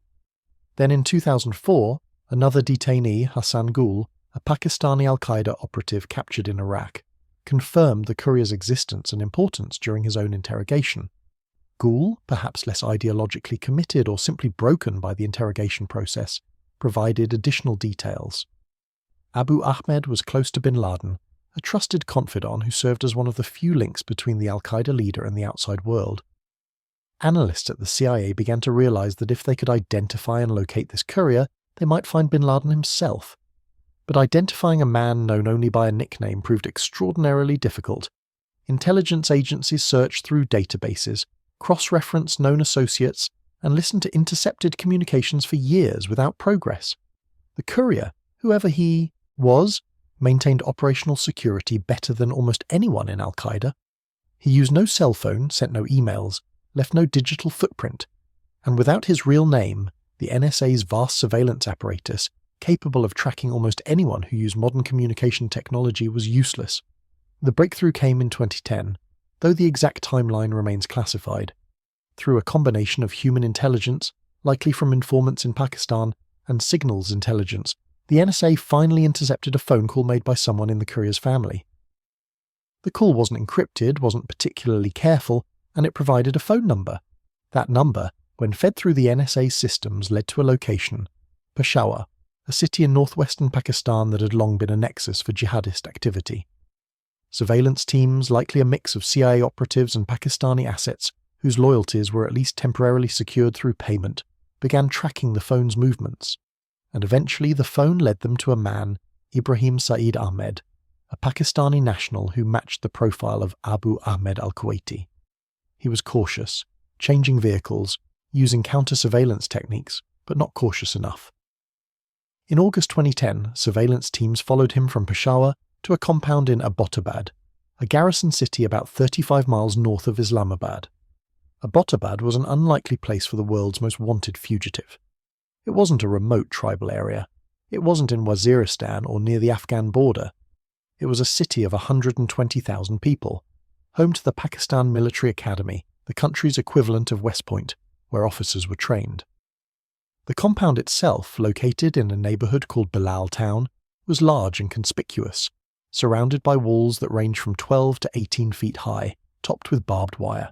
CIA analysts began compiling a profile of the compound. It had been built in 2005, purchased by someone using a false name, and its features were unusual for the area. The third floor had privacy walls, 7-foot barriers on the balconies that blocked views into the living spaces, something rarely seen in residential architecture. The residents burned their trash rather than putting it out for collection, suggesting they didn't want outsiders sifting through their garbage. There were no phone lines, no internet connection, no outward communication with the world, and the compound's value, estimated at around $1 million, seemed inconsistent with the residents' apparent lack of employment or business.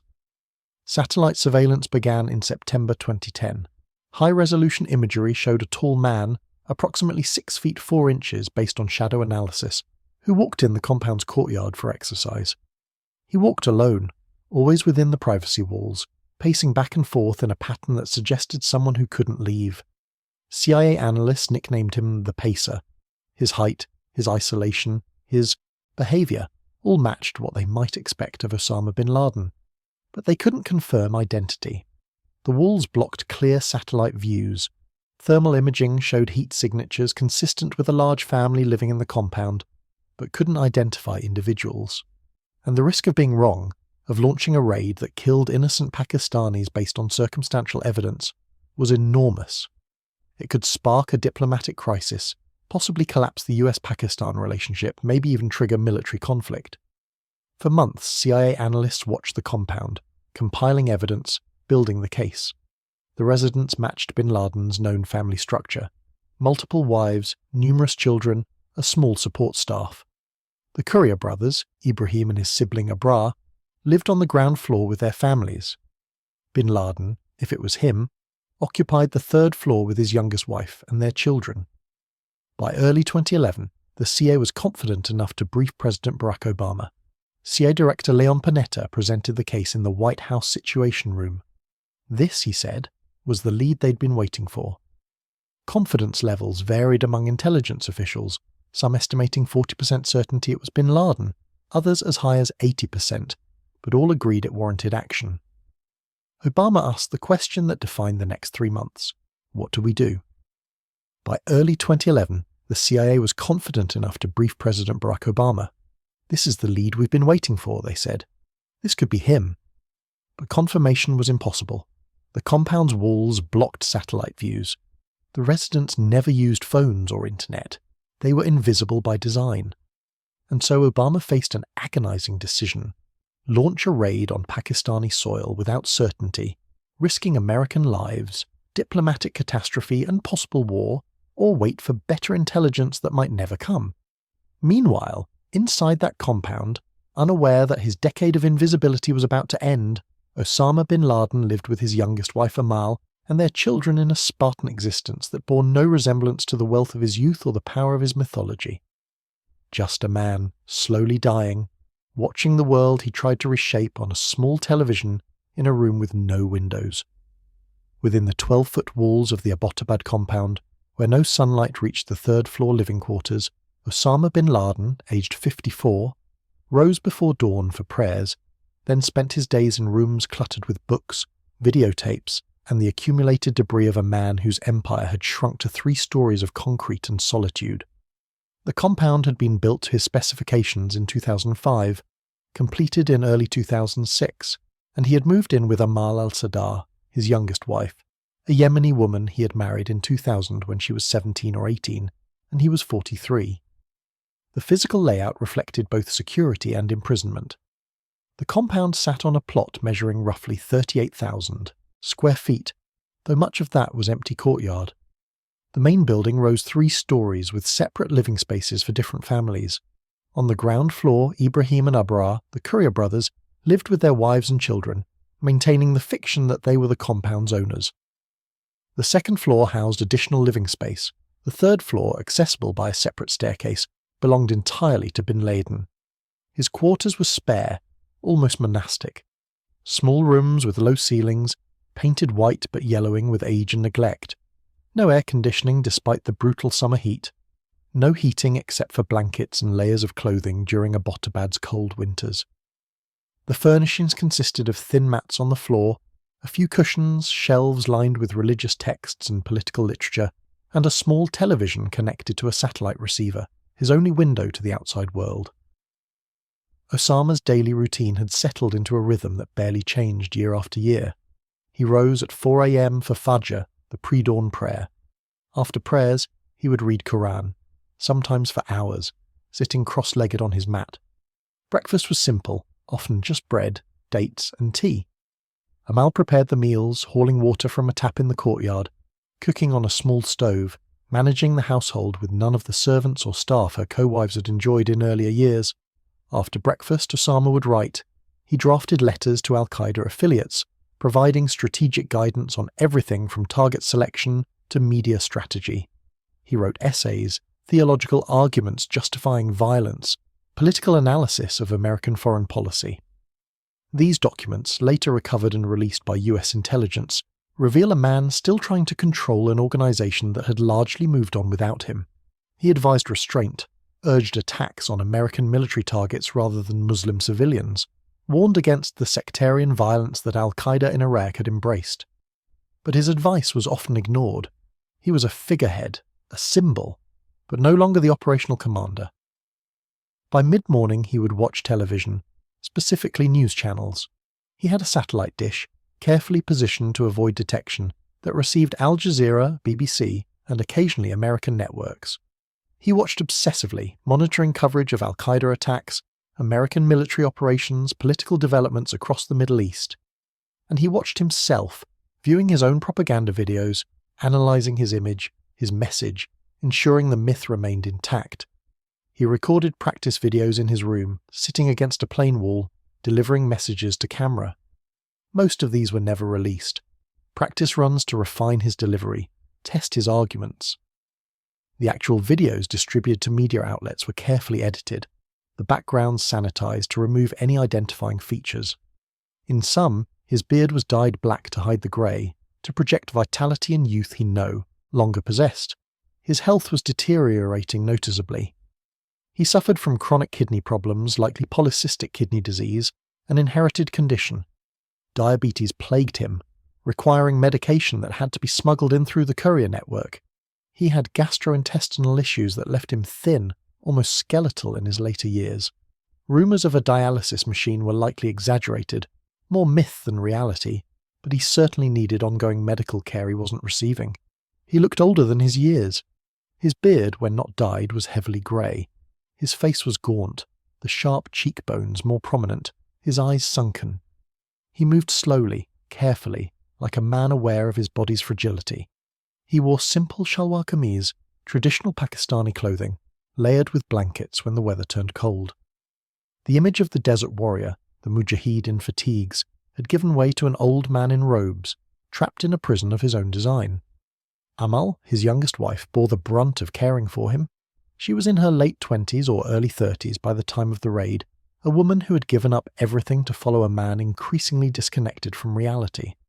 She homeschooled their children, teaching them Quran and basic literacy with no formal curriculum or materials. She cooked, cleaned, nursed her husband through his various illnesses, and endured the isolation without complaint, at least none that were recorded. The children, ranging from infants to teenagers, lived constrained lives. They played in the small courtyard, never leaving the compound, never attending school, never interacting with other children. They knew they were hiding, though the older ones might not have fully understood from whom or why. Osama was affectionate with them, playing when his health allowed, telling stories, teaching them to recite Quran. He was, by all accounts, a loving father in those private moments, gentle and patient. The contradiction that this man could tenderly care for his own children while ordering attacks that orphaned thousands of others is one of the many paradoxes that defined him. Behind the compound, a small vegetable garden provided some food, tomatoes and peppers grown in soil that was more dust than earth. The garden was Osama's project, something to fill the endless hours, a pretense of self-sufficiency. He would tend it in the early mornings or late afternoons, moving slowly between rows, pulling weeds, watering from buckets. The isolation from al-Qaeda's operational activities was near total. The courier Abu Ahmed visited perhaps once a month carrying messages and supplies, but even that contact was minimal, brief meetings where documents and money changed hands before the courier left again. Osama had no phone, no internet, no direct communication with the outside world. He was relying on others to carry out his vision, and increasingly those others were doing something different. The Abbottabad documents, later recovered and analysed, show a man trying to maintain control over an organisation that had fragmented into regional affiliates with their own agendas. He wrote letters criticising the tactics of al-Qaeda in Iraq, al-Qaeda in the Arabian Peninsula, al-Shabaab in Somalia. He urged unity, strategic patience, focus on American targets. But his isolation had stripped him of the ability to enforce his will. He was a king without a kingdom, a general without an army, a voice echoing in a room no one else entered. By 2010, some of his other wives had begun to drift away, at least emotionally if not physically.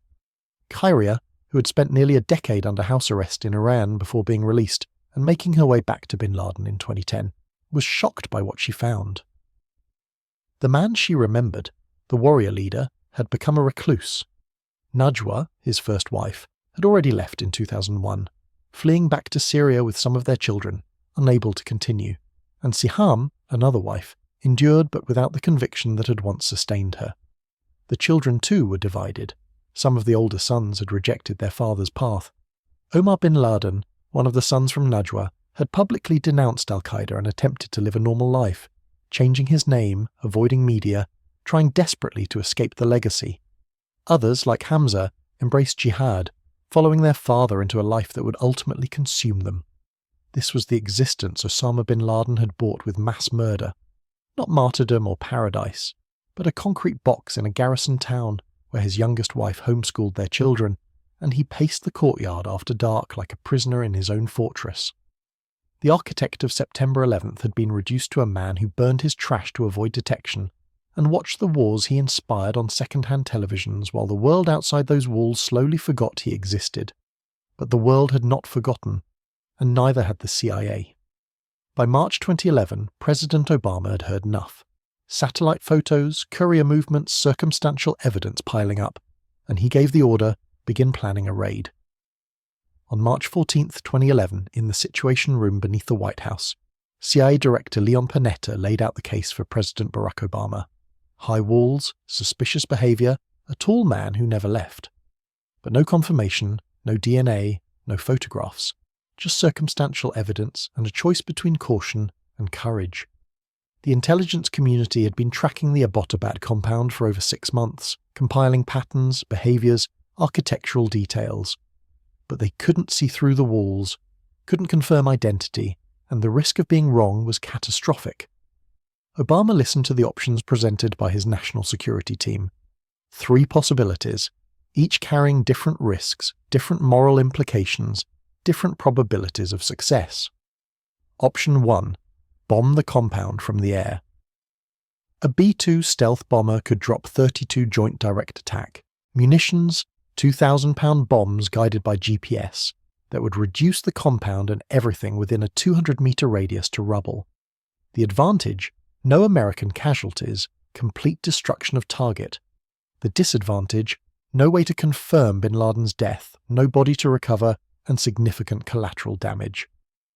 The compound sat in a residential neighborhood. Women and children lived inside, both bin Laden's family and the courier's families. The blast would likely kill them all, along with possibly neighbors in adjacent buildings. And if bin Laden wasn't there, if the intelligence was wrong, the United States would have just bombed a Pakistani town, killed innocent people, and violated a sovereign nation's airspace for nothing. Option 2. Conduct a joint raid with Pakistani forces. The US would inform Pakistan's government, specifically the ISI, and coordinate a combined operation. The advantage? Legal cover, diplomatic cooperation, access to Pakistani intelligence about the area. The disadvantage? The very real possibility that elements within the ISI would warn bin Laden. Pakistan's intelligence service had long been suspected of maintaining ties to Taliban and al-Qaeda elements, viewing them as strategic assets for influence in Afghanistan. If word leaked, bin Laden would vanish hours before the raid, and the decade-long manhunt would start over. Option 3. Unilateral US raid, conducted without informing Pakistan until after the operation was complete. This option carried maximum risk but also maximum control. US Special Operations Forces would conduct the mission, specifically SEAL Team 6, officially known as the Naval Special Warfare Development Group, or DEVGRU, the Navy's elite counter-terrorism unit. The advantage? Operational security, the element of surprise, and the ability to confirm bin Laden's identity and recover his body and intelligence materials. The disadvantage? Violating Pakistani sovereignty could spark a diplomatic crisis, possibly destabilize the US-Pakistan relationship, and in a worst-case scenario, provoke military conflict between two nuclear-armed states. Obama chose option 3, but even that choice contained variables. How would the SEALs insert? Helicopters were necessary given the compound's location and the need for speed, but helicopters could be heard, could be spotted by Pakistani radar, could malfunction. The raid would occur deep inside Pakistan, over 100 miles from the Afghan border, beyond the range of most rescue assets if something went wrong. Admiral William McRaven, commander of Joint Special Operations Command, took responsibility for planning the tactical execution. McRaven, a legendary figure in special operations community, had overseen thousands of raids in Iraq and Afghanistan.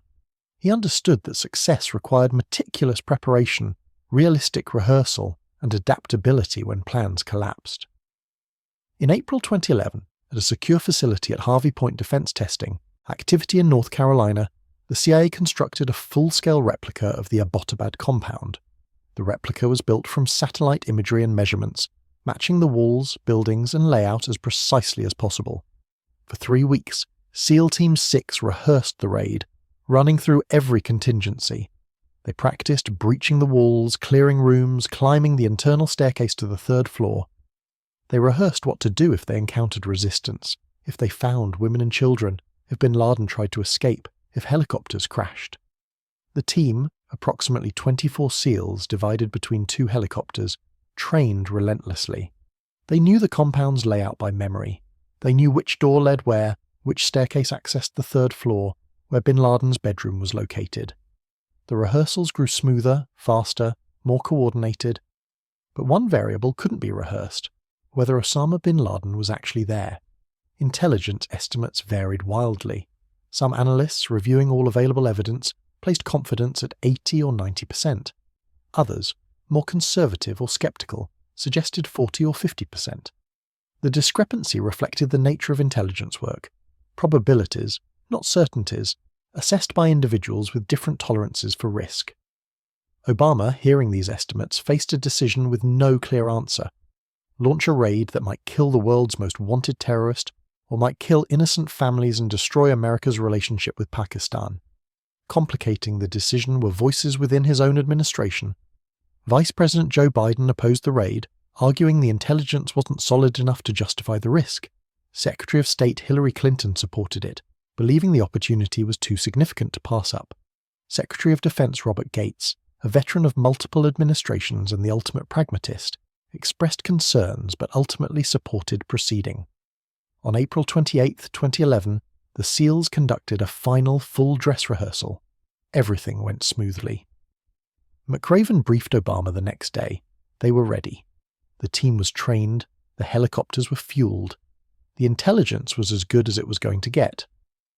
On April 29, 2011, after weeks of debate, Obama made the final decision. At a meeting in the Situation Room, with his top advisors present, he gave the authorization. "It's a go," he said simply. The order specified that the raid was to capture or kill Osama bin Laden. Capture was preferred, for intelligence value and legal clarity. But if he resisted, the SEALs were authorized to use lethal force. The launch date was set for May 1, 2011, US time, which would be early morning May 2 in Pakistan. The timing was chosen for optimal darkness, minimal moon illumination, and the exhaustion factor, hitting the compound when residents would be asleep. The mission was given a code name: Operation Neptune Spear. Obama spent the evening of April 29th at the White House, Correspondents' Dinner, an annual event where journalists and politicians mingle, and the president traditionally delivers a comedic monologue. Obama joked and smiled and gave no indication that he had just authorized the riskiest military operation of his presidency. Comedian Seth Meyers, hosting the event, joked about bin Laden's elusiveness. "People think bin Laden is hiding in the Hindu Kush," Meyers said. "But did you know that every day from 4 to 5 he hosts a show on C-SPAN?" Obama laughed along with the audience, but his mind was elsewhere, on helicopters and SEALs and the men who would fly into Pakistan's airspace in 36 hours. On April 29th, after weeks of debate and rehearsal, Barack Obama sat in the White House and signed the order that would send 2 helicopters and 24 Navy SEALs into Pakistan's airspace without permission to either kill or capture the man responsible for September 11th. The risks were enormous, political, military and diplomatic. Failure could mean dead Americans, a diplomatic crisis with Pakistan, and the greatest manhunt in history ending in humiliation. But the alternative, letting bin Laden slip away again, was worse, and so the order was given, go.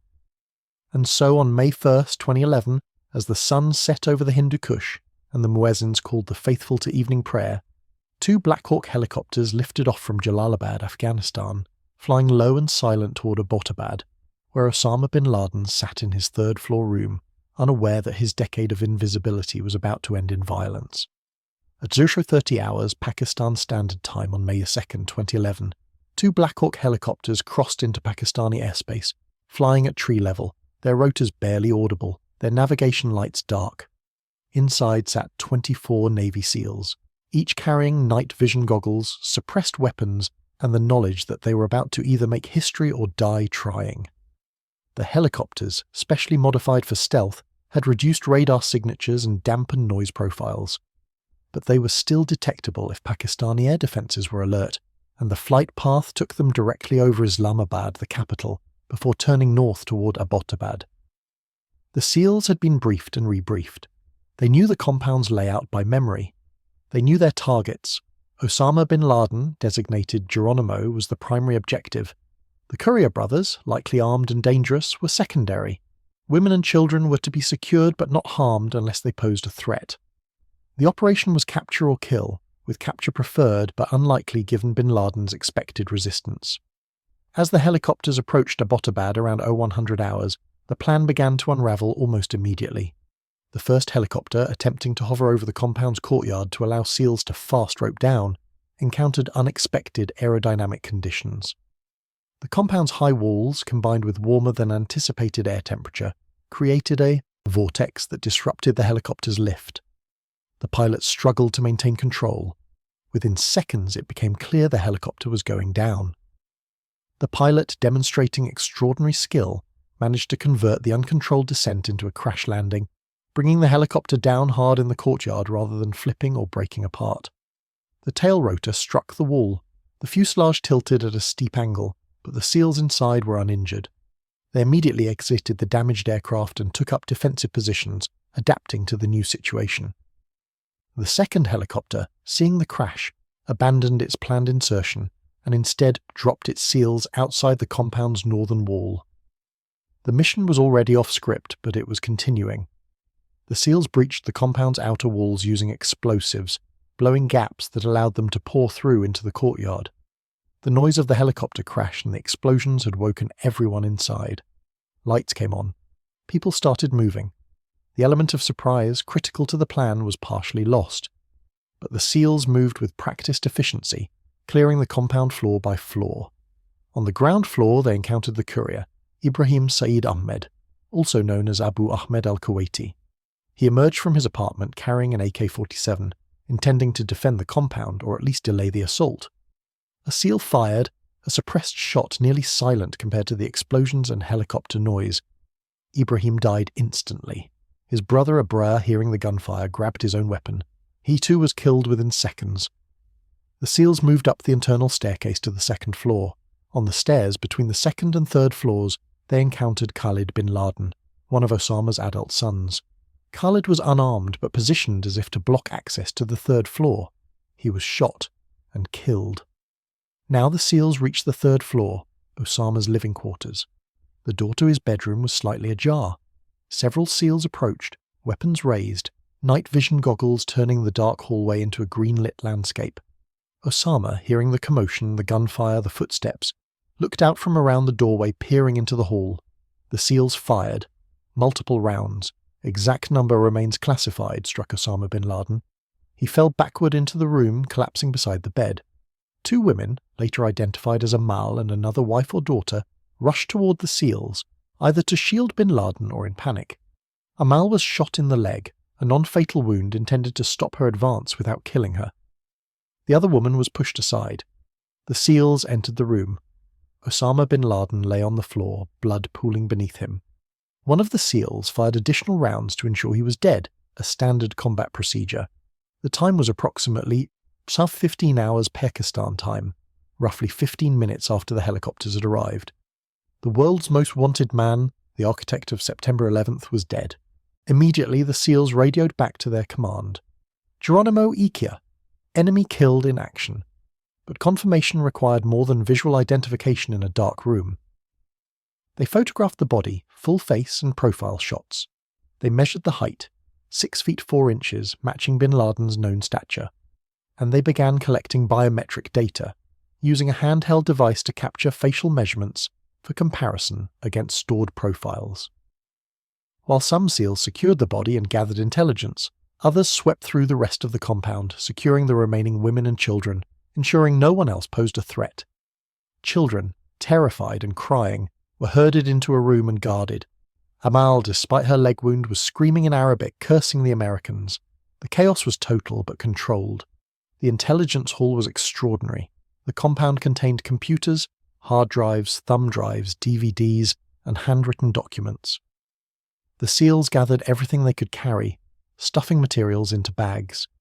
These documents, later released in part by the US government as the Abbottabad documents, would provide unprecedented insight into al-Qaeda's operations, bin Laden's thinking, and the state of global jihadism. But they couldn't linger. The entire operation had already consumed more time than planned due to the helicopter crash. Pakistani security forces, alerted by the explosions and helicopter noise, were responding. Lights were coming on across Abbottabad. Phones were being dialed. The window for escape was closing. At approximately 0138 hours, 38 minutes after the initial insertion, the SEALs prepared to exfiltrate. The crashed helicopter was a problem. It contained classified technology, stealth modifications that couldn't be left for Pakistani or Chinese intelligence to examine. The SEALs placed explosive charges inside the helicopter, set timers, and boarded the second Black Hawk and a Chinook heavy-lift helicopter that had been orbiting as backup. Osama's body was wrapped in a tarp and loaded onto one of the helicopters. The women and children, including Amal and Bin Laden's younger children, were left in the compound, secured but unharmed. As the helicopters lifted off, the explosives detonated, destroying the crashed helicopter in a fireball that lit up the night sky. By 0145 hours, the helicopters were airborne and heading back toward Afghanistan. Behind them, Pakistani military and police arrived at the compound, finding a scene of destruction. A burning helicopter, several bodies, terrified women and children, and the aftermath of an operation that had violated their nation's sovereignty. But the SEALs and their prize were already gone, racing across the border at low altitude, hugging the terrain to avoid detection. They landed at Bagram Air Base in Afghanistan around 0230 hours. CIA officers and military personnel met them on the tarmac. The body was unloaded, unzipped, examined. Visual identification was positive. But the conclusive proof would take hours, waiting for DNA analysis, comparing samples from the body to Bin Laden family DNA on file from previous intelligence operations. Back in Washington, President Obama and his national security team had watched the operation unfold via drone feed and radio communications, though with significant delays and without audio. They saw the helicopter crash. They heard the reports of casualties. And when the message Geronimo Iquia came through, the room erupted in muted celebration, tempered by the knowledge that confirmation was still pending and the SEALs were not yet safe. By